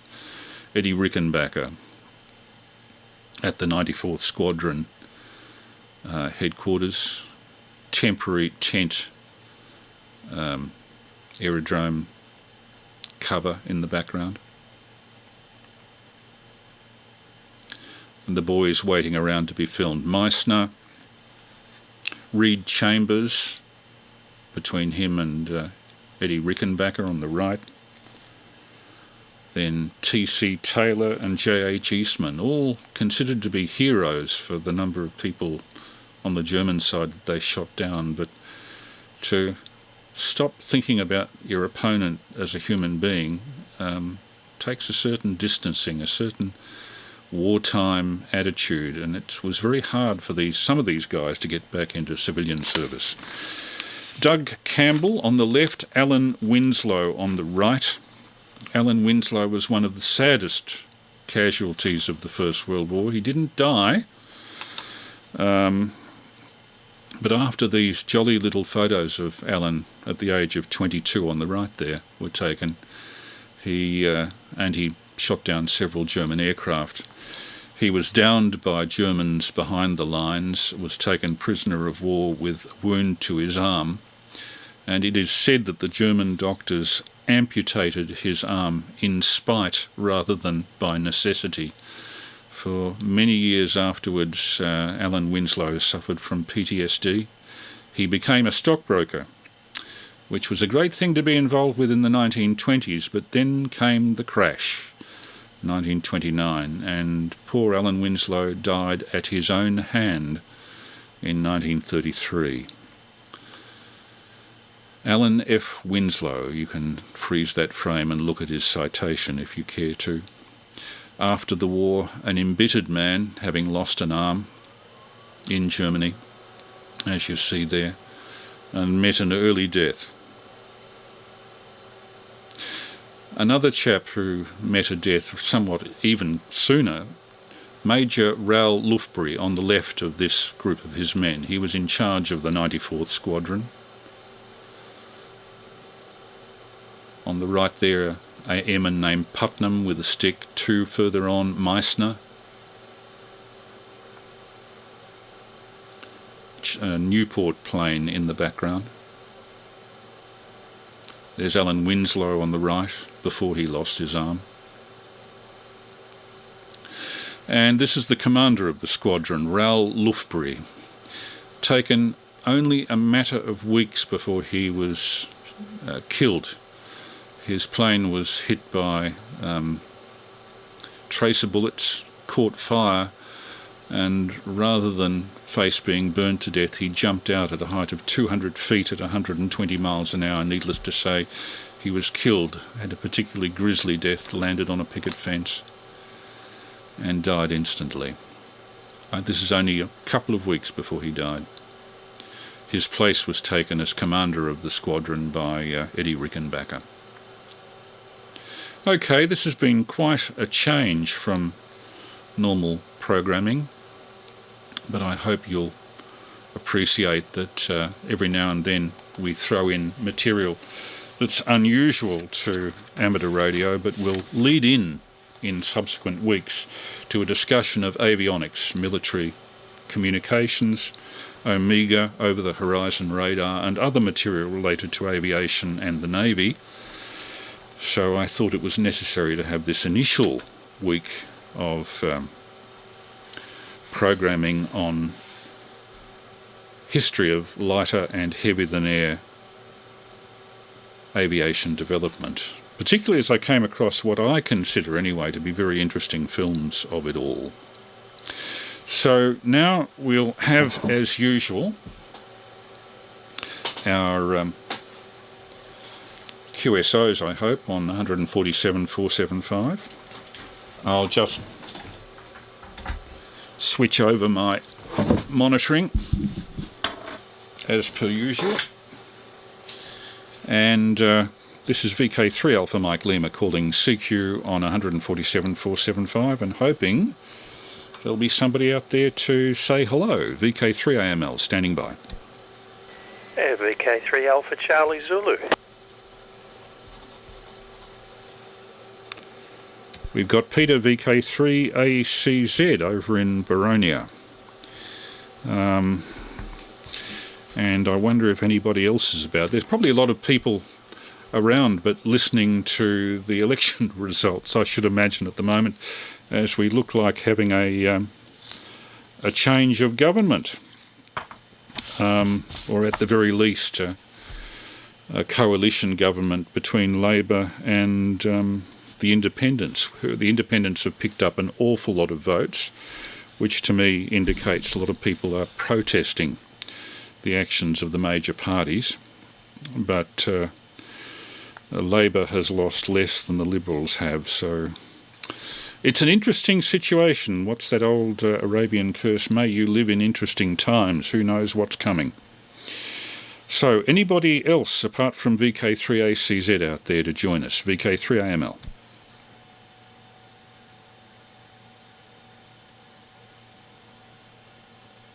It's just you and me, Peter. So how have you been since the Moorabbin Hamfest, and have you pressed anything that you brought into service?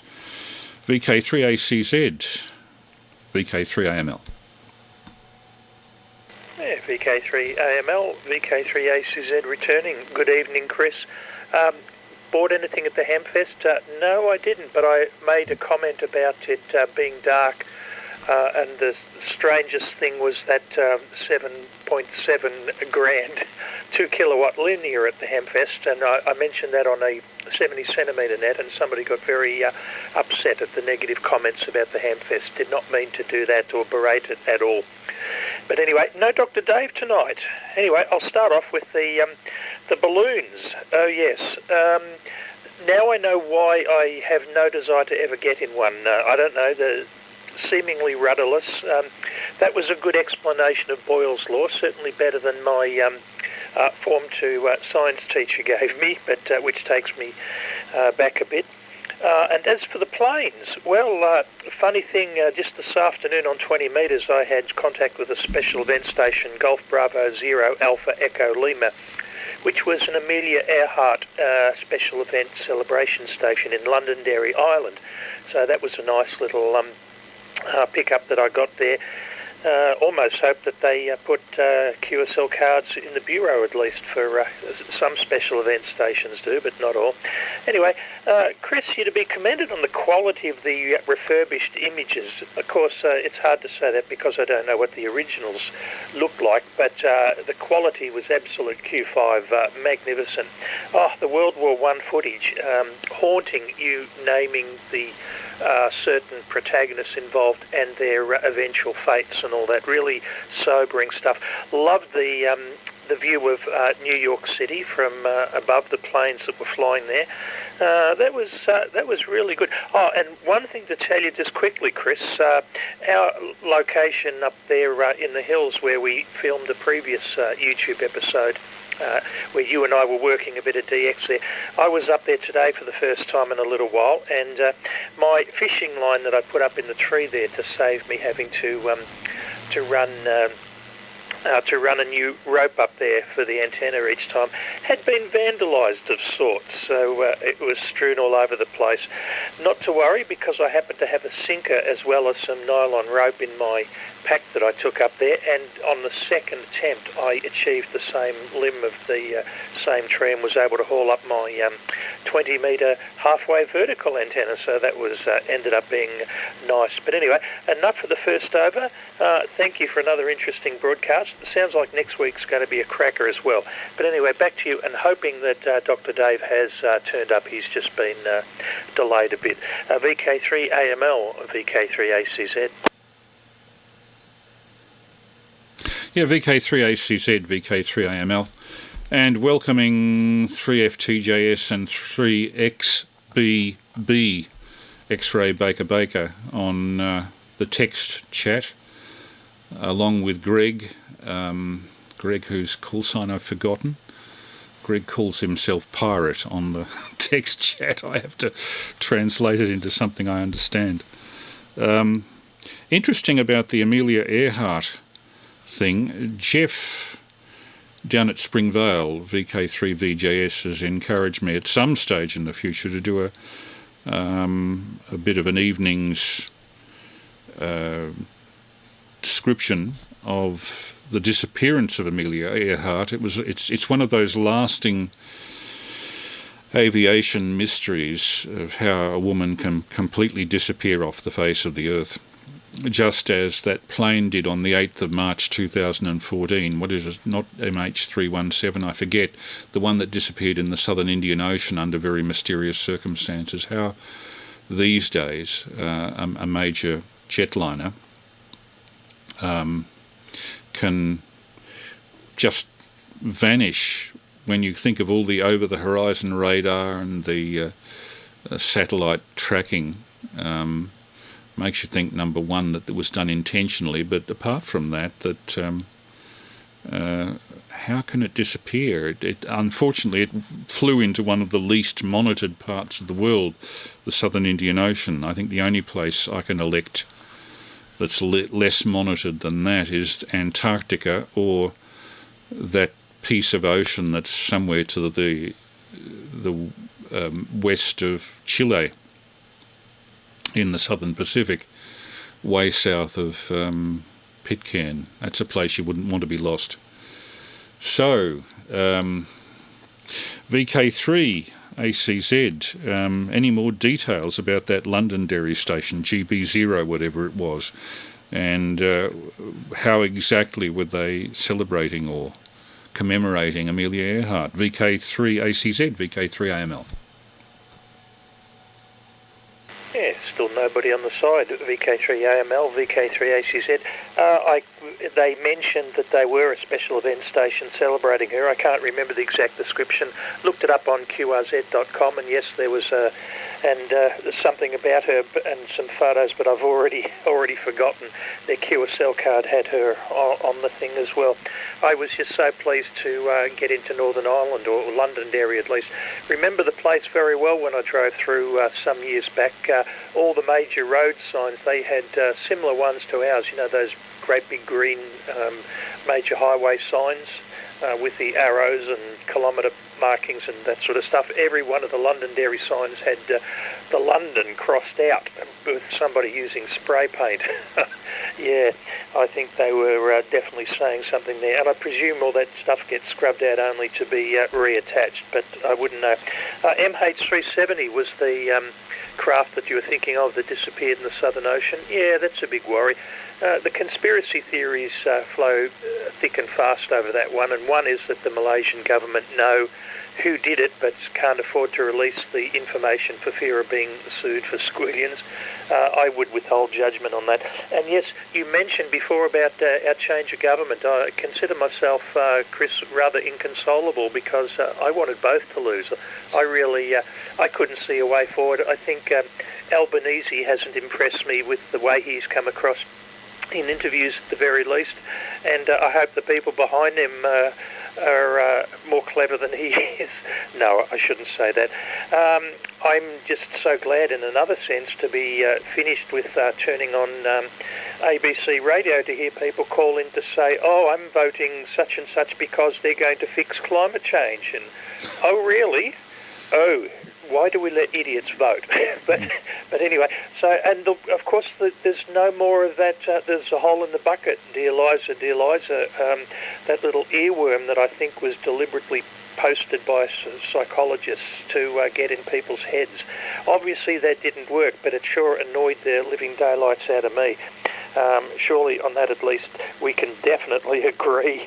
But yeah, again, what I'm going to take from tonight's broadcast is just how good that footage was to the M and towards the end of World War I. Very sobering, very haunting stuff, as I said in the last over. Chris, VK3AML, VK3ACZ. Yeah, thanks for the MH370 clarification. John Young on our text chat, I see, has also clarified that. Yeah, the interesting thing about that footage from the US Government Archives, Library of Congress, is that it was put up virtually without identification, but it was very easy for me, looking at the film, to go back to US Army records, because the numbers in the 94th Squadron as pilots were so small in 1918, from group photographs you could easily identify who was who. and then look up what their subsequent lives had been. Many of them, if they didn't actually get killed in the air, which quite a few of them did, went through the rest of their lives damaged. They'd spent 3 years, many of them, by the end of the war, the First World War, in simply organising their lives to kill the maximum number of opposing pilots, drop bombs, and for a lot of them reorganising their lives to do something creative and something that didn't require that level of adrenaline that they must have all felt continuously through those very trying times of Verdun and Chateau Thierry and the Somme battle. Some of these were among the worst in terms of personal experience that any war has produced. The Second World War was more mechanised and more civilians suffered in the Second World War. But the First World War, trench warfare, really was the pits. And these guys were seen as being the kings of the air, but most of them were around 20 years old, and their life expectancy was not much beyond a few months. It's not the sort of a prospect I would have liked to have had if I was born in the late 1890s as those guys were, or at the turn of the century, 1900. What you would face in that generation is 2 world wars and a major worldwide trade depression. Really, people that were born at that time simply drew the short straw on being born in a disastrous period. When I was a kid, a guy living across the road from us, Reginald G. Harris, and you can find his war record if you look on the Australian War Memorial site, was a friend of the family, born in 1894, and he was an aero engine fitter, basically the grease monkey who worked on the engines of those sorts of planes that you saw, although he worked with British and Australian troops on planes like the Bristol Fighter and the Sopwith Camel rather than the Spad and the Newport that the Americans were flying, or the DH-4. And in his house, hanging on the walls, were these horseshoe-shaped pieces of polished wood with decals on them. I remember looking at one and seeing Zeppelin Starken Friedrichshafen written across it, and another one saying Rumpler AG, another one saying Halberstadt. And what these were, Reg worked at an airfield somewhat behind the lines, but he could still hear the big guns thumping into the trenches from several miles away. And as a kid interested in aviation history, I'd go over and talk to him, and occasionally poor old Reg himself came out of the war with a great sense of guilt, the First World War, because he'd sent kids of 19, 20 up to fly. Many of them didn't come back, and he consequently got into the grog. He'd go down to the local bowls club with all of his old World War I cronies and tie a few on most Saturdays, drove home in a big Zephyr car, occasionally clipped other cars in our street getting it parked. But these horseshoe-shaped pieces of wood, frequently with brass protective pieces on their tips, were propeller tips that he'd cut from downed aircraft, both Zeppelins and bombers, and I think 1 or 2 fighter planes. He said by the time he got to the planes concerned that were downed, usually by taking a bicycle ride and risking a few bullets on the way, all that was left of the aircraft after other Tommies and people on our side had souvenired bits, ripping decals off wings and ripping the serial numbers off the tail and all the rest. All that was left was the prop. So he would go along in his bicycle with a hacksaw on it and hacksaw off the end of the props. And unfortunately, his daughter sold those all off long after he died, sometime in the 1990s. I don't know where they are now. but they were a fascinating souvenir of that time. Reg would get quite maudlin when I talked to him about Stop with Camels and whatnot, because for me, as a kid of 8, 9, 10, I all saw it as all a great adventure, which on the surface it was, particularly with the new technology that it was during the First World War. But he said to me, half sozzled one Saturday afternoon, "Kid, do you realise they were killing machines? It's not the best thing to have to remember." And he would occasionally shed a few tears through the scotches that he was drinking. Nice old bloke, though. I had a lot of time for him. He died in 1979 when I was 25. But he was full of the most fascinating stories. And when I looked up his war record, like many Australian servicemen in that war, his chief disciplinary measures against him were for bad language to a superior officer of the nature of "get knotted, you stuck-up little piece of pommy shit," was actually quoted in his war record. You could look it up in the Australian War Memorial site. But as a result of contact with old Reg, I would go down to the local newsagent and buy books like, I'll see if I can get this on my viewfinder here, this one. In the 60s, when the veterans of the First World War were still around to buy stuff related to their war, as they called it, a number of publications were brought out about the aircraft of the First World War, and this one, The First Warplanes, was written by a military historian, an aviation historian, William Barrett, who, though he didn't fight in the First World War, he'd been collecting memorabilia from those who did since 1925, I think. And consequently, this book is absolutely jam-packed full of photographs of the various planes and combatants, including that sad case, Alan Winslow, who, there's a photo of Alan Winslow who you saw on the moving picture a little earlier, age 22, shot down behind German lines, had a mild wound to his arm, and the story was that the German doctor was so prejudiced against Americans and British that rather than treat the wound as a surface wound, he actually amputated the arm, a fact of which Alan Winslow was supremely bitter for the rest of his life. What with that and becoming a stockbroker in the 20s and enjoying very brief, huge amounts of income in the 20s, to go from that to nothing, with the Wall Street crash of 1929 and only one arm,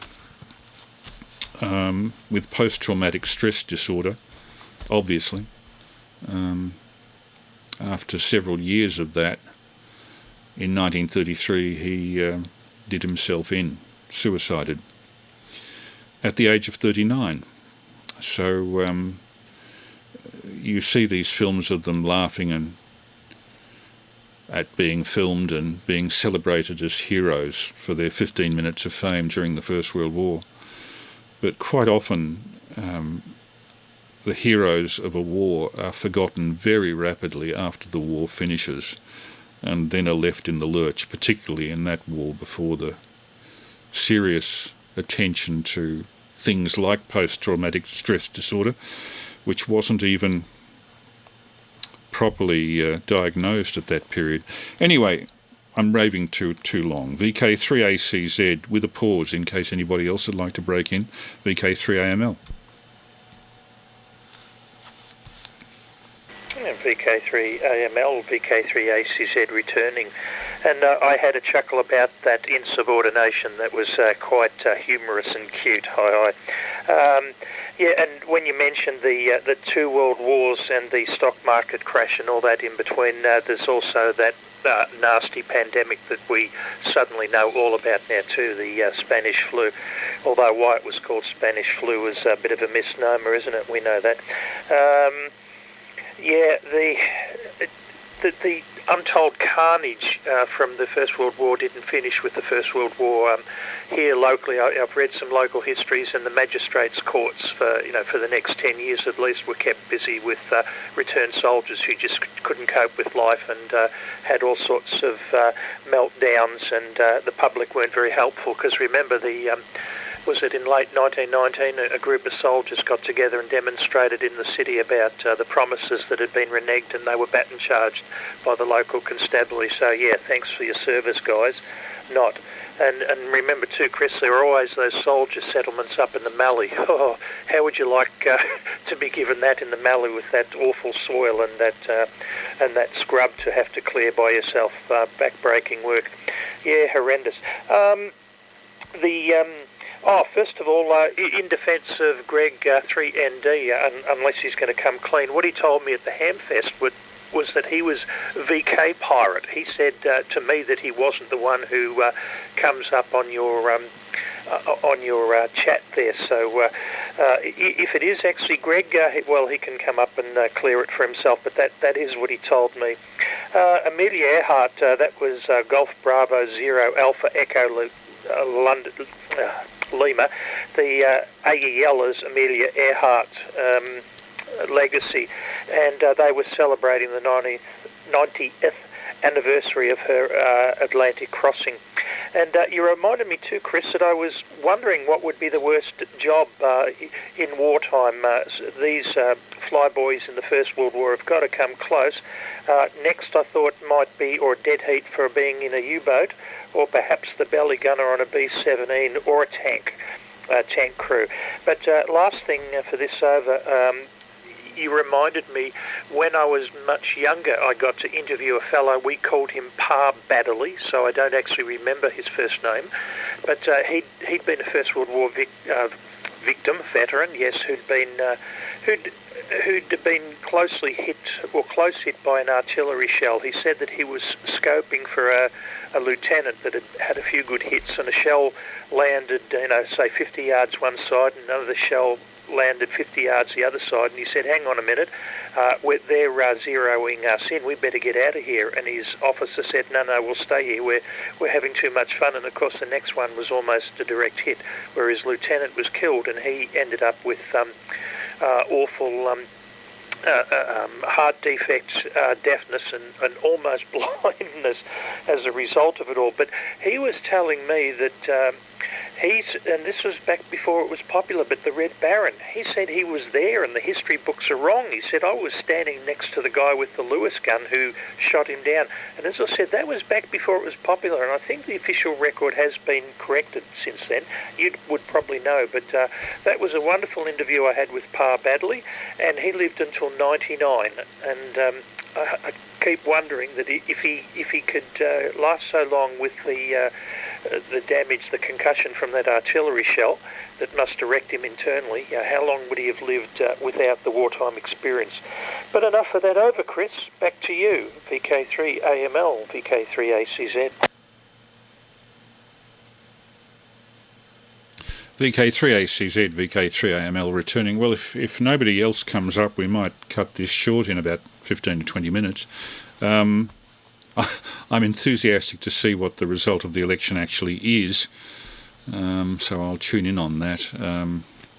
I know that in Victoria, LNP has been trounced, but I don't think that's the case in Queensland. And I also noticed that the independents have hugely risen in following, which indicates that people are dissatisfied with both major parties in the country. And I can't say as I don't blame them, having seen the fairly weak arguments, the weak media showing that both sides have made, both major sides have made. And one can't help but wonder what's going to happen if we have a minority Labor government with the balance of power with one of the larger minor parties, in other words, the Greens. So if it's a Labor-Greens coalition again, that would be, let's just say, interesting. I wouldn't say good. It would suit some people. Sorry, I shouldn't be getting on to politics, and I'm only talking about it in comparative terms, but this is just what I saw just before I came on air at 9:30. So 9:30 was the last time I looked, and I know that the counting these days is fairly rapid, so by now they should know a bit more thoroughly what the results are going to be. I believe Gladys Liu has lost her seat, and she's my local member. So now I think Karina Garland is our Labor member for Chisholm, where I am, is the division. Higgins, I know, was trounced also, so there'll be some big changes made. And, you know, on both sides there are competent and incompetent people, and unfortunately it's usually the competent ones that lose their seat first. VK3ACZ. What else can I say? VK3AML. Yeah, VK3AML, VK3ACZ. Well, I think you've treated the subject tonight quite tastefully, respectfully, and with some forum, so no drama about that. Yeah, I despair because I do think we lose either way. I'm left wondering. I've spoken to so many people, and I think there's if I can be so bold, there's a form of delusion about voting. People have been giving me the indication that they actually think they're powerful, and my humble opinion on it all is that if you urinate in the ocean, you are not going to make the tide rise. But it's funny how in talking to people about that very subject, they start to get very defensive if you suggest that their vote isn't incredibly meaningful. And I suppose I've always lived in very safe seats, so you know my view on it didn't really matter at all. And yes, everybody can say that it only takes a few votes to change a seat that's barely held, but come on. We're not as powerful as we think we are. But anyway, well, let's see what the future brings. It's the great unknown. It may not look good. I must say I'm more concerned about what happens in this state. No, I better not say any more than that.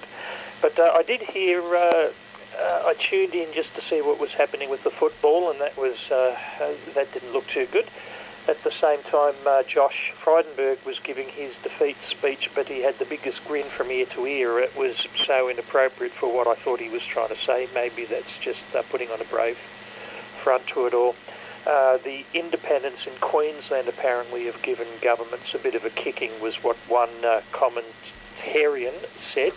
Otherwise, I don't really know much, but it was starting to look like a landslide from the figures I saw on the paper. But anyway, you'll be off soon to check it all out. I will be just finding something else to do until time to visit the Sandman.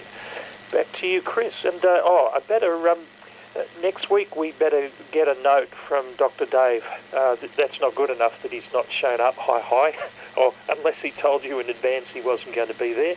But and one last thing for this over, Chris. It is a small world. I'm visiting the lady that I'm part-time carer for she was in Box Hill Hospital. She's been moved to Peter James Centre around the corner from you, so I'm a near neighbour to you for a couple of hours every day. And I was in there and I had one of my handhelds on the table and it was squawking away quietly in the background, and one of the nurses asked me what it was and I explained. And then across from me, the other side of the room, I heard, CQ, this is VK3, whatever.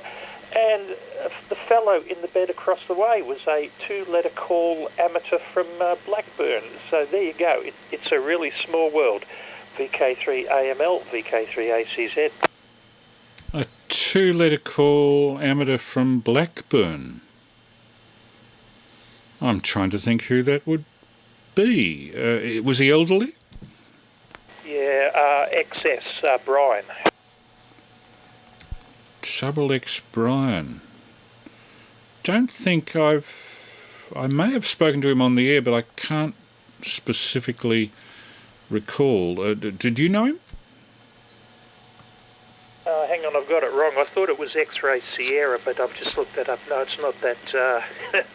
Yeah, he is quite old. He said he'd not been active recently, and he was more interested in the UHF side of things, which comes as a surprise when the bands are going so well at the moment.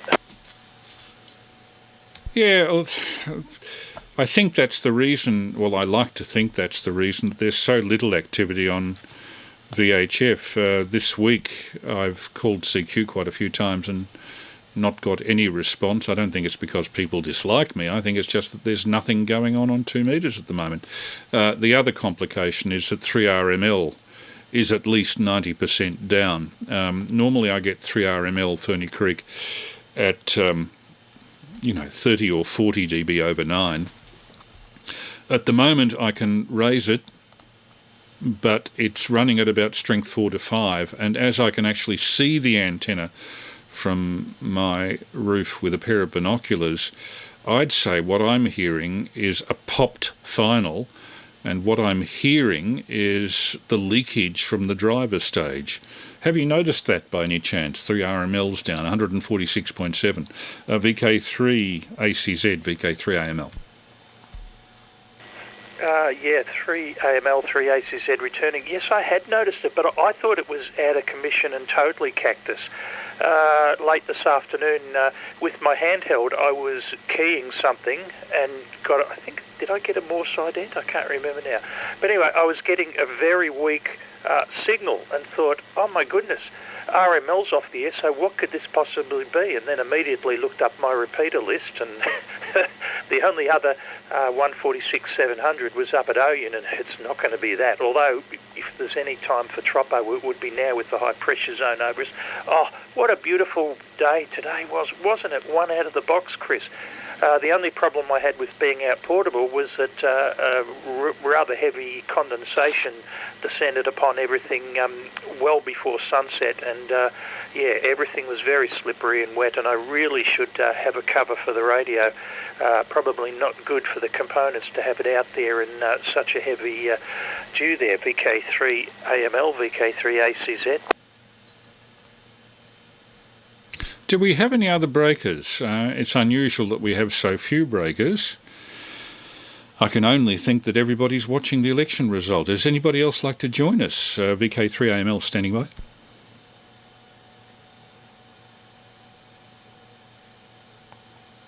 Not a sausage. Oh well. It's 11:41. Maybe at about 10 to 12 we'll wrap it up, Pete, if nobody else is coming on. Not that I dislike talking to you, but it makes it difficult to keep the flow going if it's just the two of us. Yeah, the repeaters that remain with RML out in many cases are tied repeaters, like you get into one that gets into the lot, and I always feel embarrassed with those because you never know where you're going to come out or who you're going to come out to, whereas at least if you pick individual repeaters that are just operating on their own, you know that they're just operating to that part of the state. The most productive repeaters that I've found for conversations of the last few weeks, I'm very lucky in that with my antenna, the power I'm running 40 watts, and with my location being reasonably high, I can get through to Mount Wombat up near Euroa in northeast Victoria, and that covers up as far as the southern parts of New South Wales. And I've had a few talks with people up there, including people in the Shepparton Radio Club who are taking a great interest in what's happening to the former buildings of Radio Australia. Apparently the buildings have been untouched, although a lot of the equipment has been dragged out and sent to scrap, unfortunately, including several perfectly good 10 to 100 kilowatt transmitters and excellent antennas. But as Nigel Holmes, 3RZ, has said to me at the latest Hamfest, it wouldn't matter if that gear still could be operated. it needs constant maintenance, particularly the external antennas. So without that maintenance, the stuff would rapidly become useless. But Shepparton Radio Club apparently have plans for occupying at least a part of the old Radio Australia building, which is classified. They can't get rid of it, as a radio museum, and under those circumstances I'll be very interested to pay it a visit. One of the antennas, I think, pointed at Europe is still there, but how long it'll be there is anybody's guess. But those are the only conversations of any length that I've had over the last couple of weeks via Mount Wombat repeater. The local repeaters have been significantly dead, and I wonder if people are moving to HF in preference. Has there been an upswing in HF activity? VK3ACZ, VK3AML. VK Egg. Hello, Mr. Egg. How are you? Yeah, not bad. Yes, I watched the things on the mobile phone about the balloons and the aviation. It was all most entertaining. Yes, I do actually have, or I did have, books about a lot of what was in those films, because as you well know, that was enough of my interest. I even went as far as making model aeroplane versions of some of those things when I was younger, although of course when CB ended up on the radio control band, it smashed most of them up. But anyway.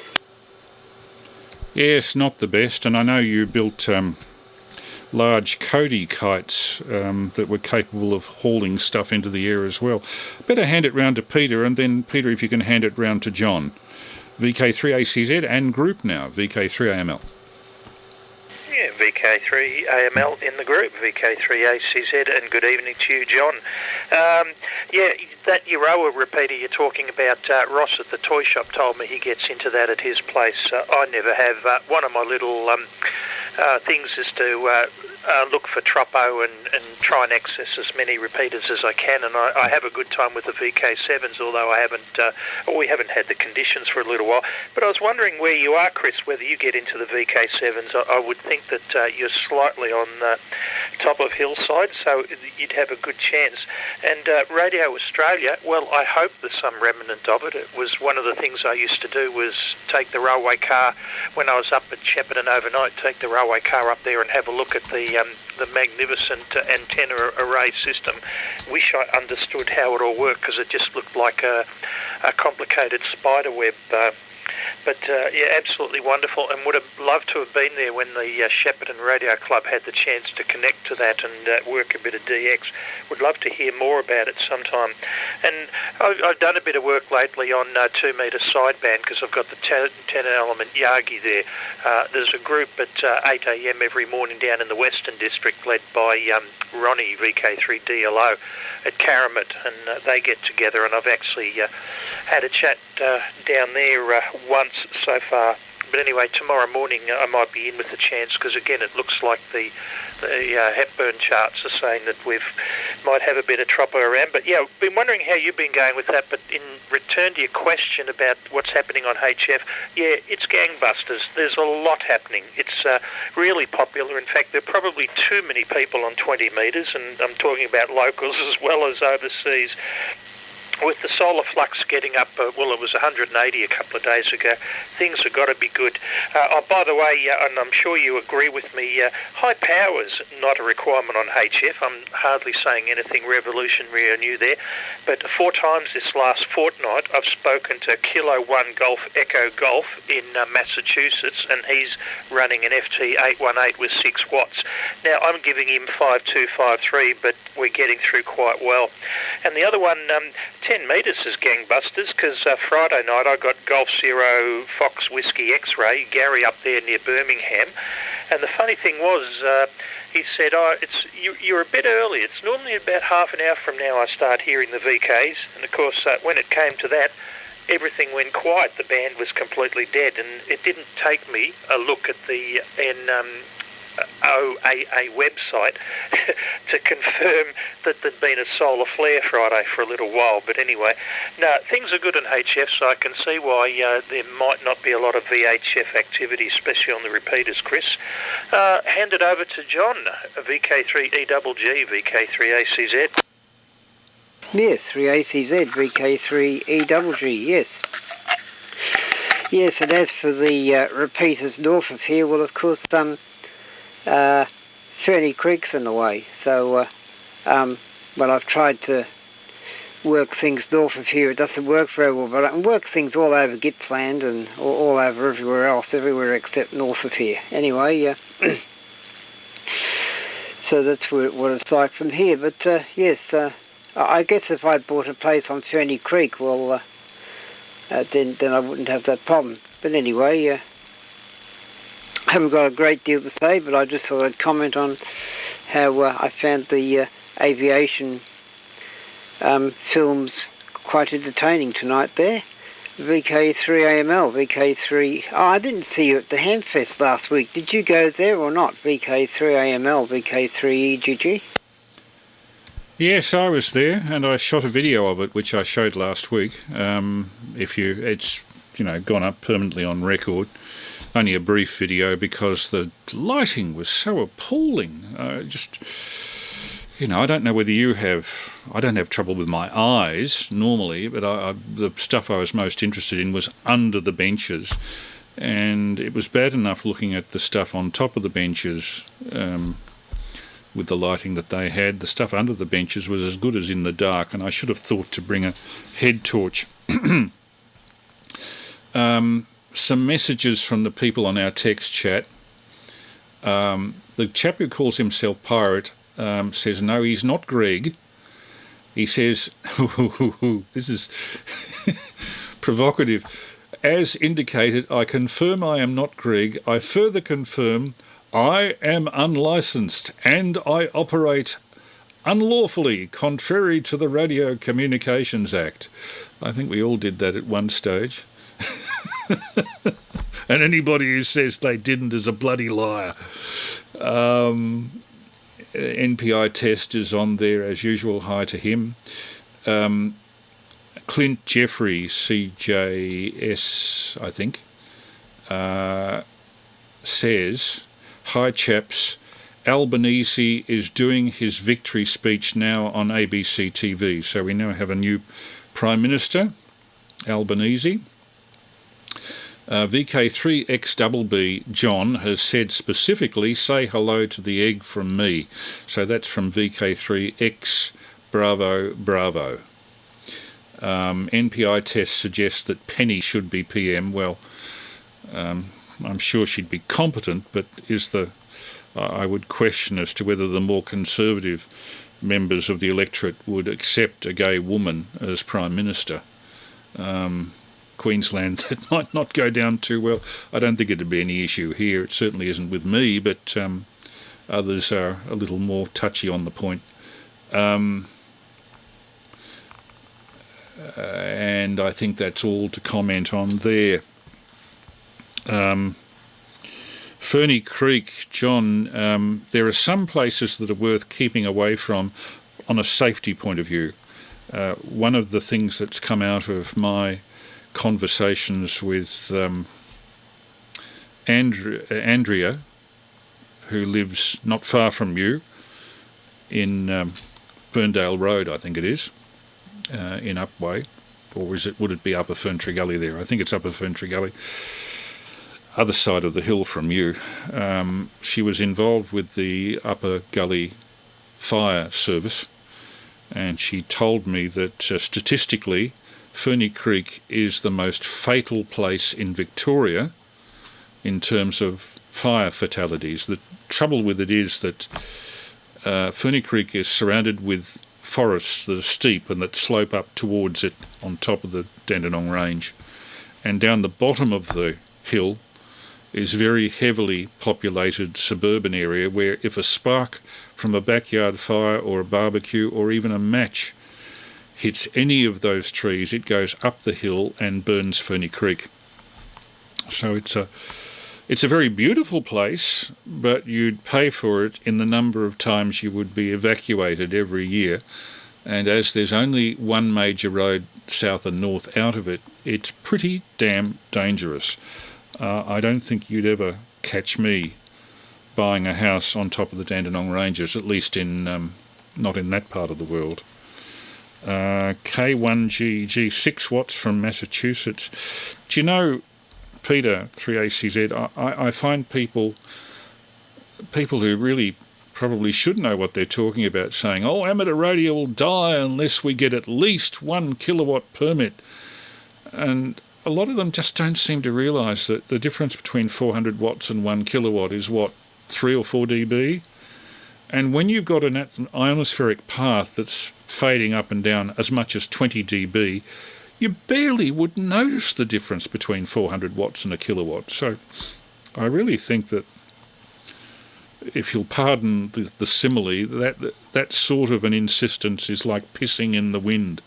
It'll come back and hit you. The thing that worries me is that the difference between 400 watts and 1 kilowatt may not be great in terms of sig to noise over a path, but it could be great in terms of the amount of interference you inflict on neighbours, and inadvertently which you inflict on other members in terms of the amateur radio service, in terms of notoriety for us, and being therefore subject to more stringent regulations as regards EMF, or rather EMR, EMF's voltage.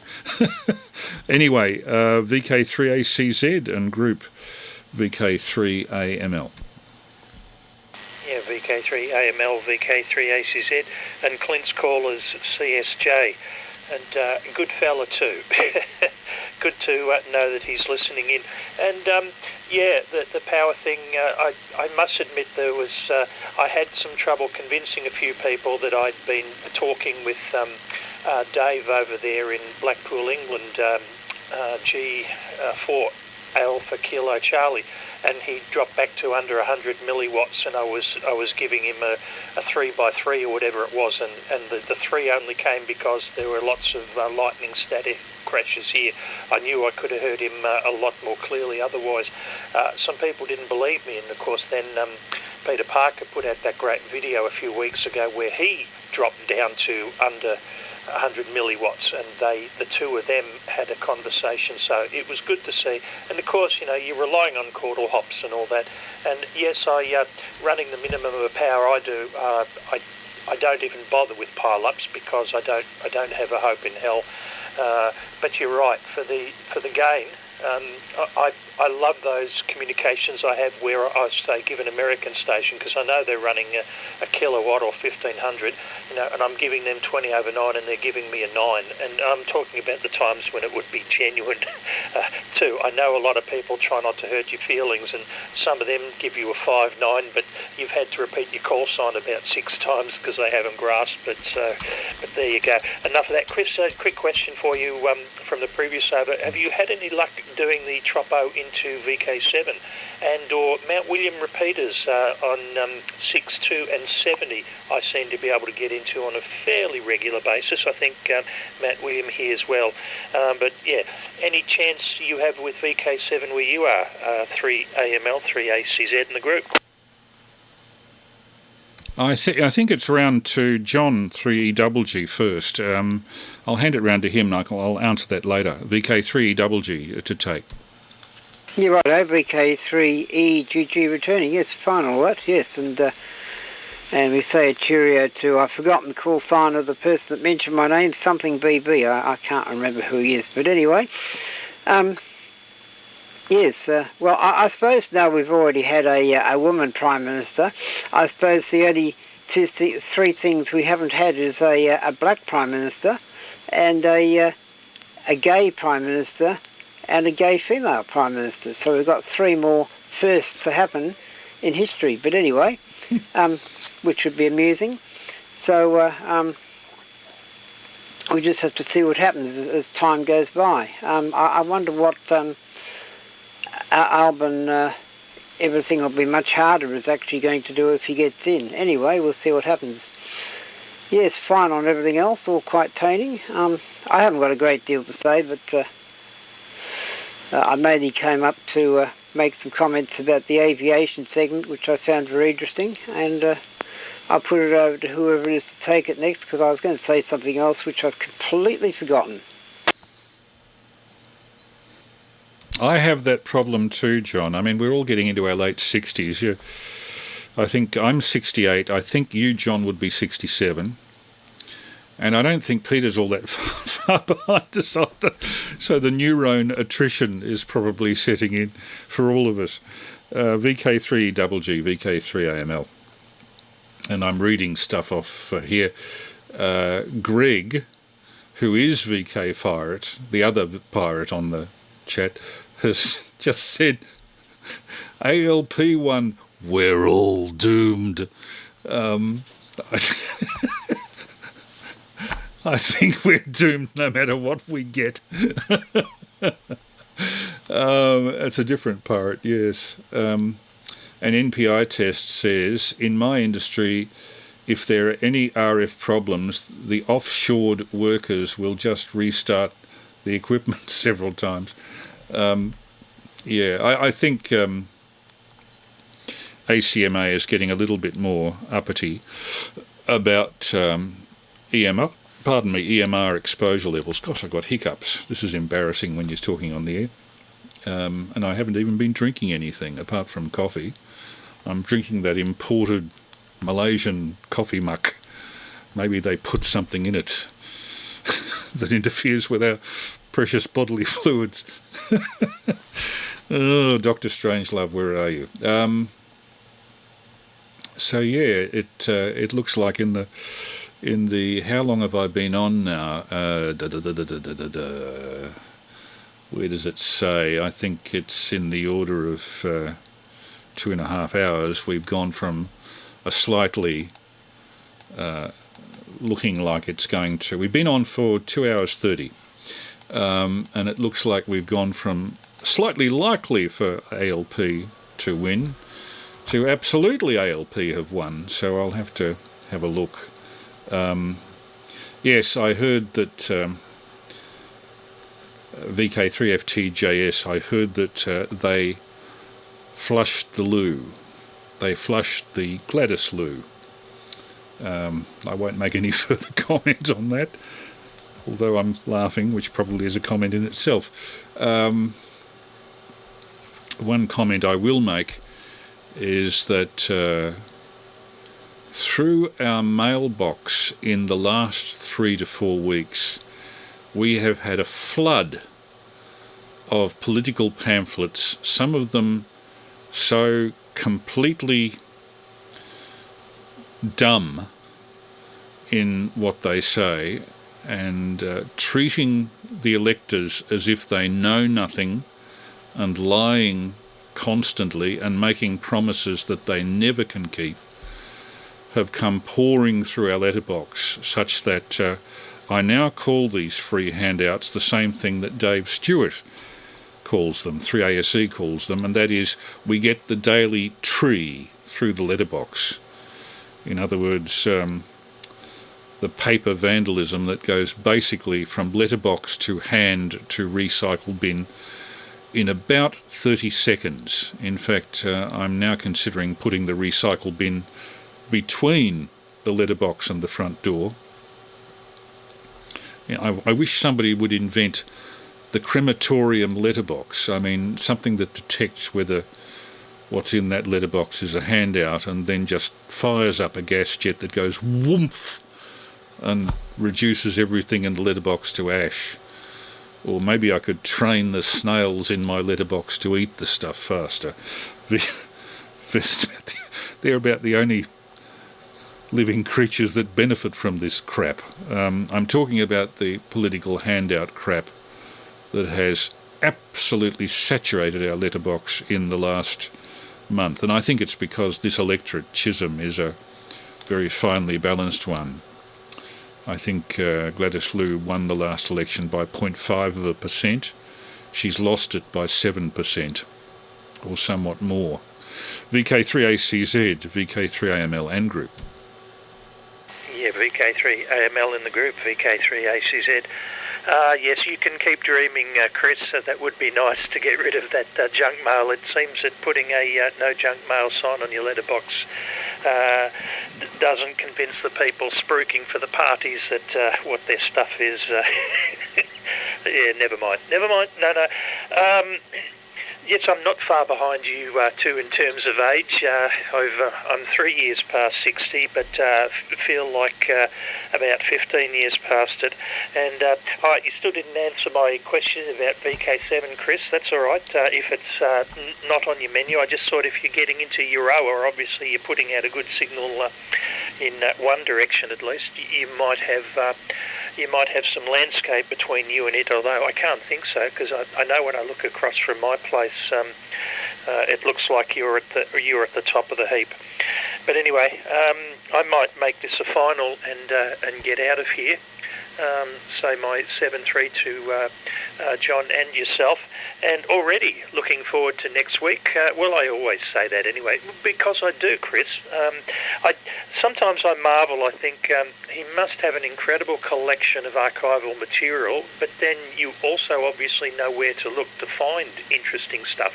And it's just amazing.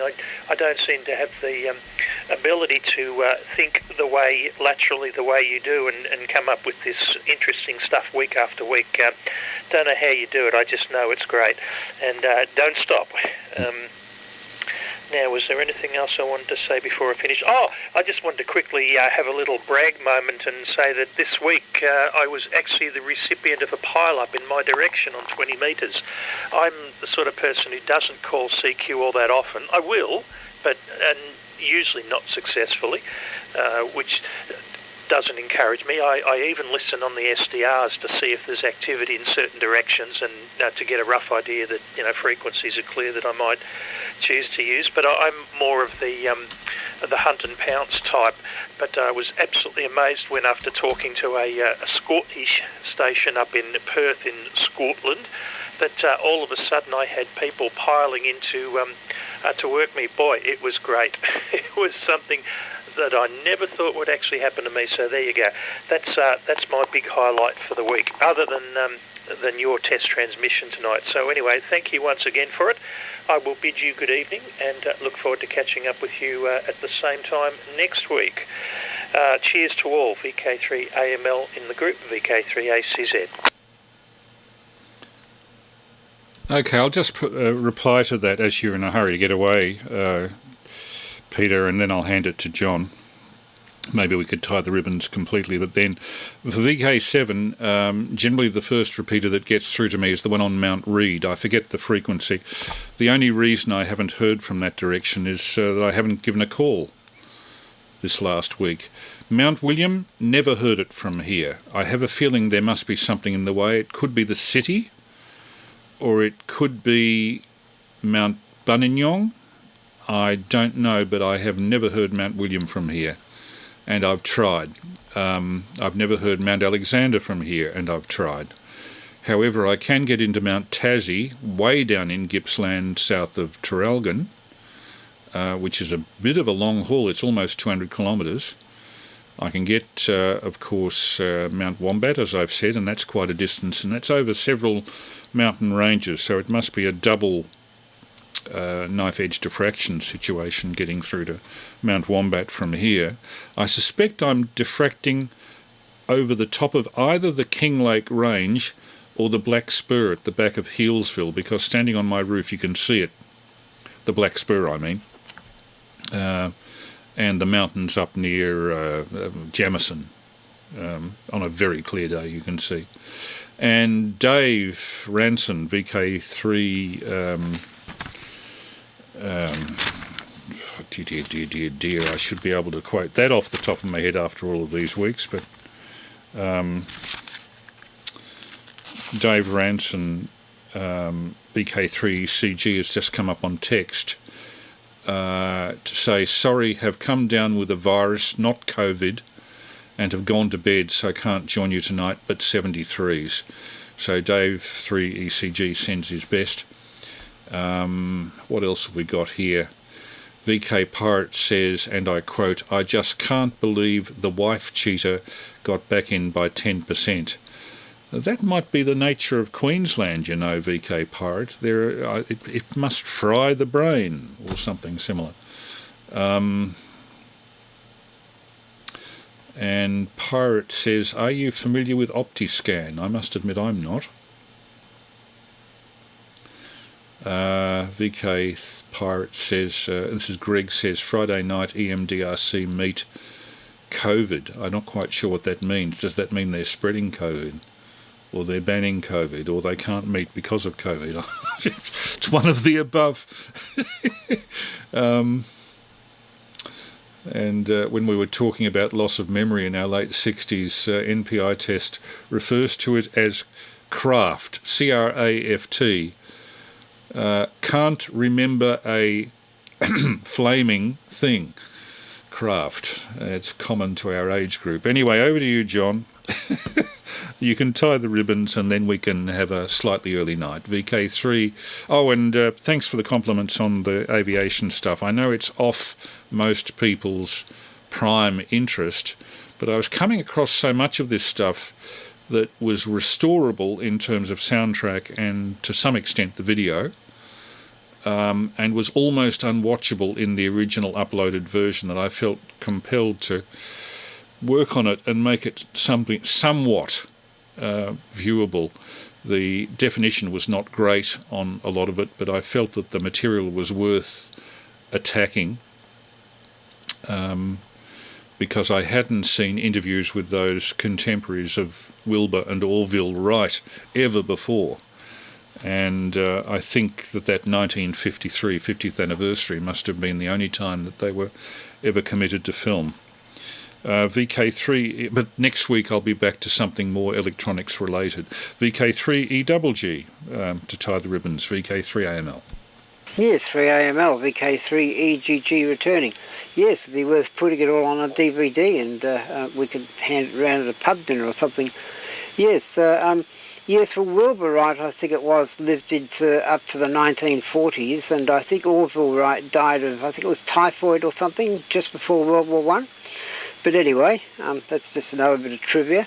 Yes, Ferny Creek. Well, if I won Tats Lotto, yes, I'd probably buy a place in Ferny Creek, but I would make an underground house and have it so it could be remotely worked with some transmitters there, so it'd be mainly a transmitter site or something.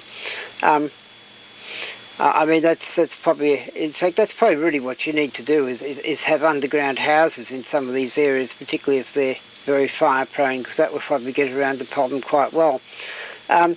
Yes, the other comment was, well, I've still got the Cody kite, but of course I don't think it would hold together if you flew it, because the cloth has got rather weak, and so it would probably collapse if you flew it in more than a very light wind. So its main use now would be to use it as a pattern to make another one, should I ever decide to do that. But anyway, that's another thought for one day when things get set up better. Yes, fine on all the other things. So I guess on that I'll say morning, and I'll put it back. VK3EGG will be clear and just listening. Cheers. No worries, John.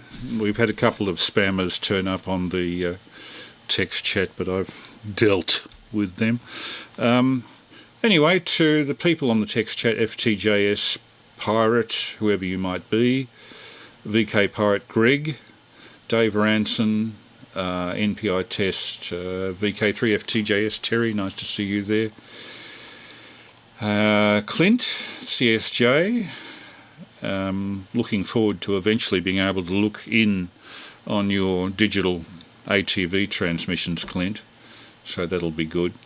And to anybody who was disappointed that I didn't cover specifically ham radio or electronics this week, I just thought that a little break might be as good as a holiday, and it probably would appeal to a different specialist audience, but hopefully it'll find some audience. And otherwise the material that I put up there is not terribly watchable, even if you can find it on the Internet Archive or the obscure sources that I go for. When I put material up, just to answer Peter 3ACZ's query there about how I find this stuff and why I use it, I look for material that is not run onto internet by a commercial footage library.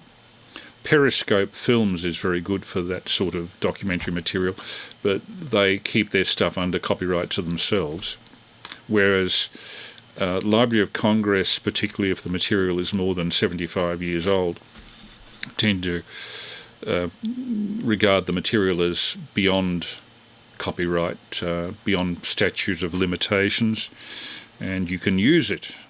So consequently, I get those one light copies of very early material scanned off negative, and then I can vary the contrast and the reproduction from scene to scene on negatives that are shot either too low in exposure or too high in exposure, and produce a somewhat watchable result, as I did, I think, with the latter material from the First World War shot by the Signals Corps. But if the material is in poor condition and I can fix the soundtrack, fix the picture, and if the copyright is not likely to be a problem, I put it up on these live streams, give it a try, and then usually within 48 hours, if there's any problem with the copyright of the music, of the clips, whatever, YouTube will inform me, and then I have the option of chopping the material out, or if I let it through and it's in that grey area, YouTube usually says, we will not allow you to monetize this clip. Not that I'm worried about that, I don't monetize anyway. But any monetary value from the advertising associated with this clip will go to the copyright holder, and I don't mind that at all. I'm more in the business of providing access, and I'd rather err on the side of making material available. This applies to amateur-generated material as well. Because of the amount of stuff that I have to throw together as a basis for subsequent discussion each week, usually 90 minutes worth of material, it's not always that I can get through to the various people to ask written permission. And even if I did, I'd probably be waiting weeks for the clearance on something. So I put it up. If there's a problem, I'll drag it down again. It's as simple as that. And in the case of amateur material, I always give credit, because one can't help but admire ham radio operators. I'm not talking about myself, but other ham radio operators who make video material, video records of their very interesting experiments available to everybody just out of the goodness of their heart, or because YouTube is a convenient place to find it. And in my case, I find both apply. If I do a restoration, I put it up on YouTube. If I leave it in a terabyte drive, it's hard to find. If I put it on YouTube, it's easy to find. I'll just make a final look at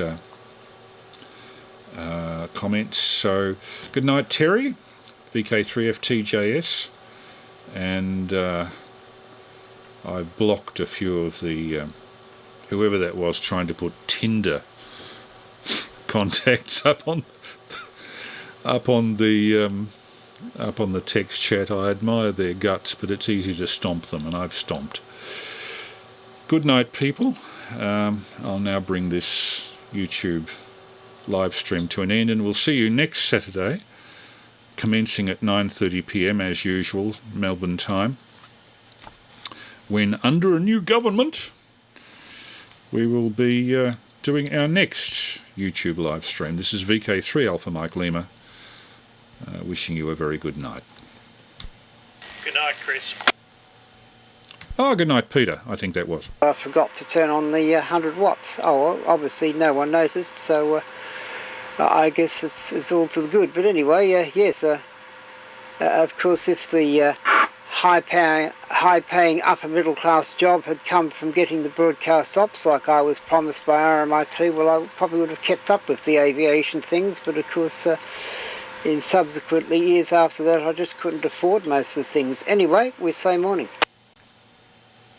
Okay, fellas, thanks for coming back to me. We'll catch you possibly next week. VK3AML clear. Morning. And for the people looking in on YouTube live stream, if you were expecting some electronic stuff and found the aviation material disappointing, my apologies. I tried to cover different areas of interest for different subgroups from week to week. I wish you all the best. If you voted today, I hope that your vote counted for something and that you aren't disappointed with the result. Obviously 50% of the country will be, approximately, and 50% will be delighted, so I guess it just depends on which 50% you fit into. But all the best from Chris VK3AML until next we meet.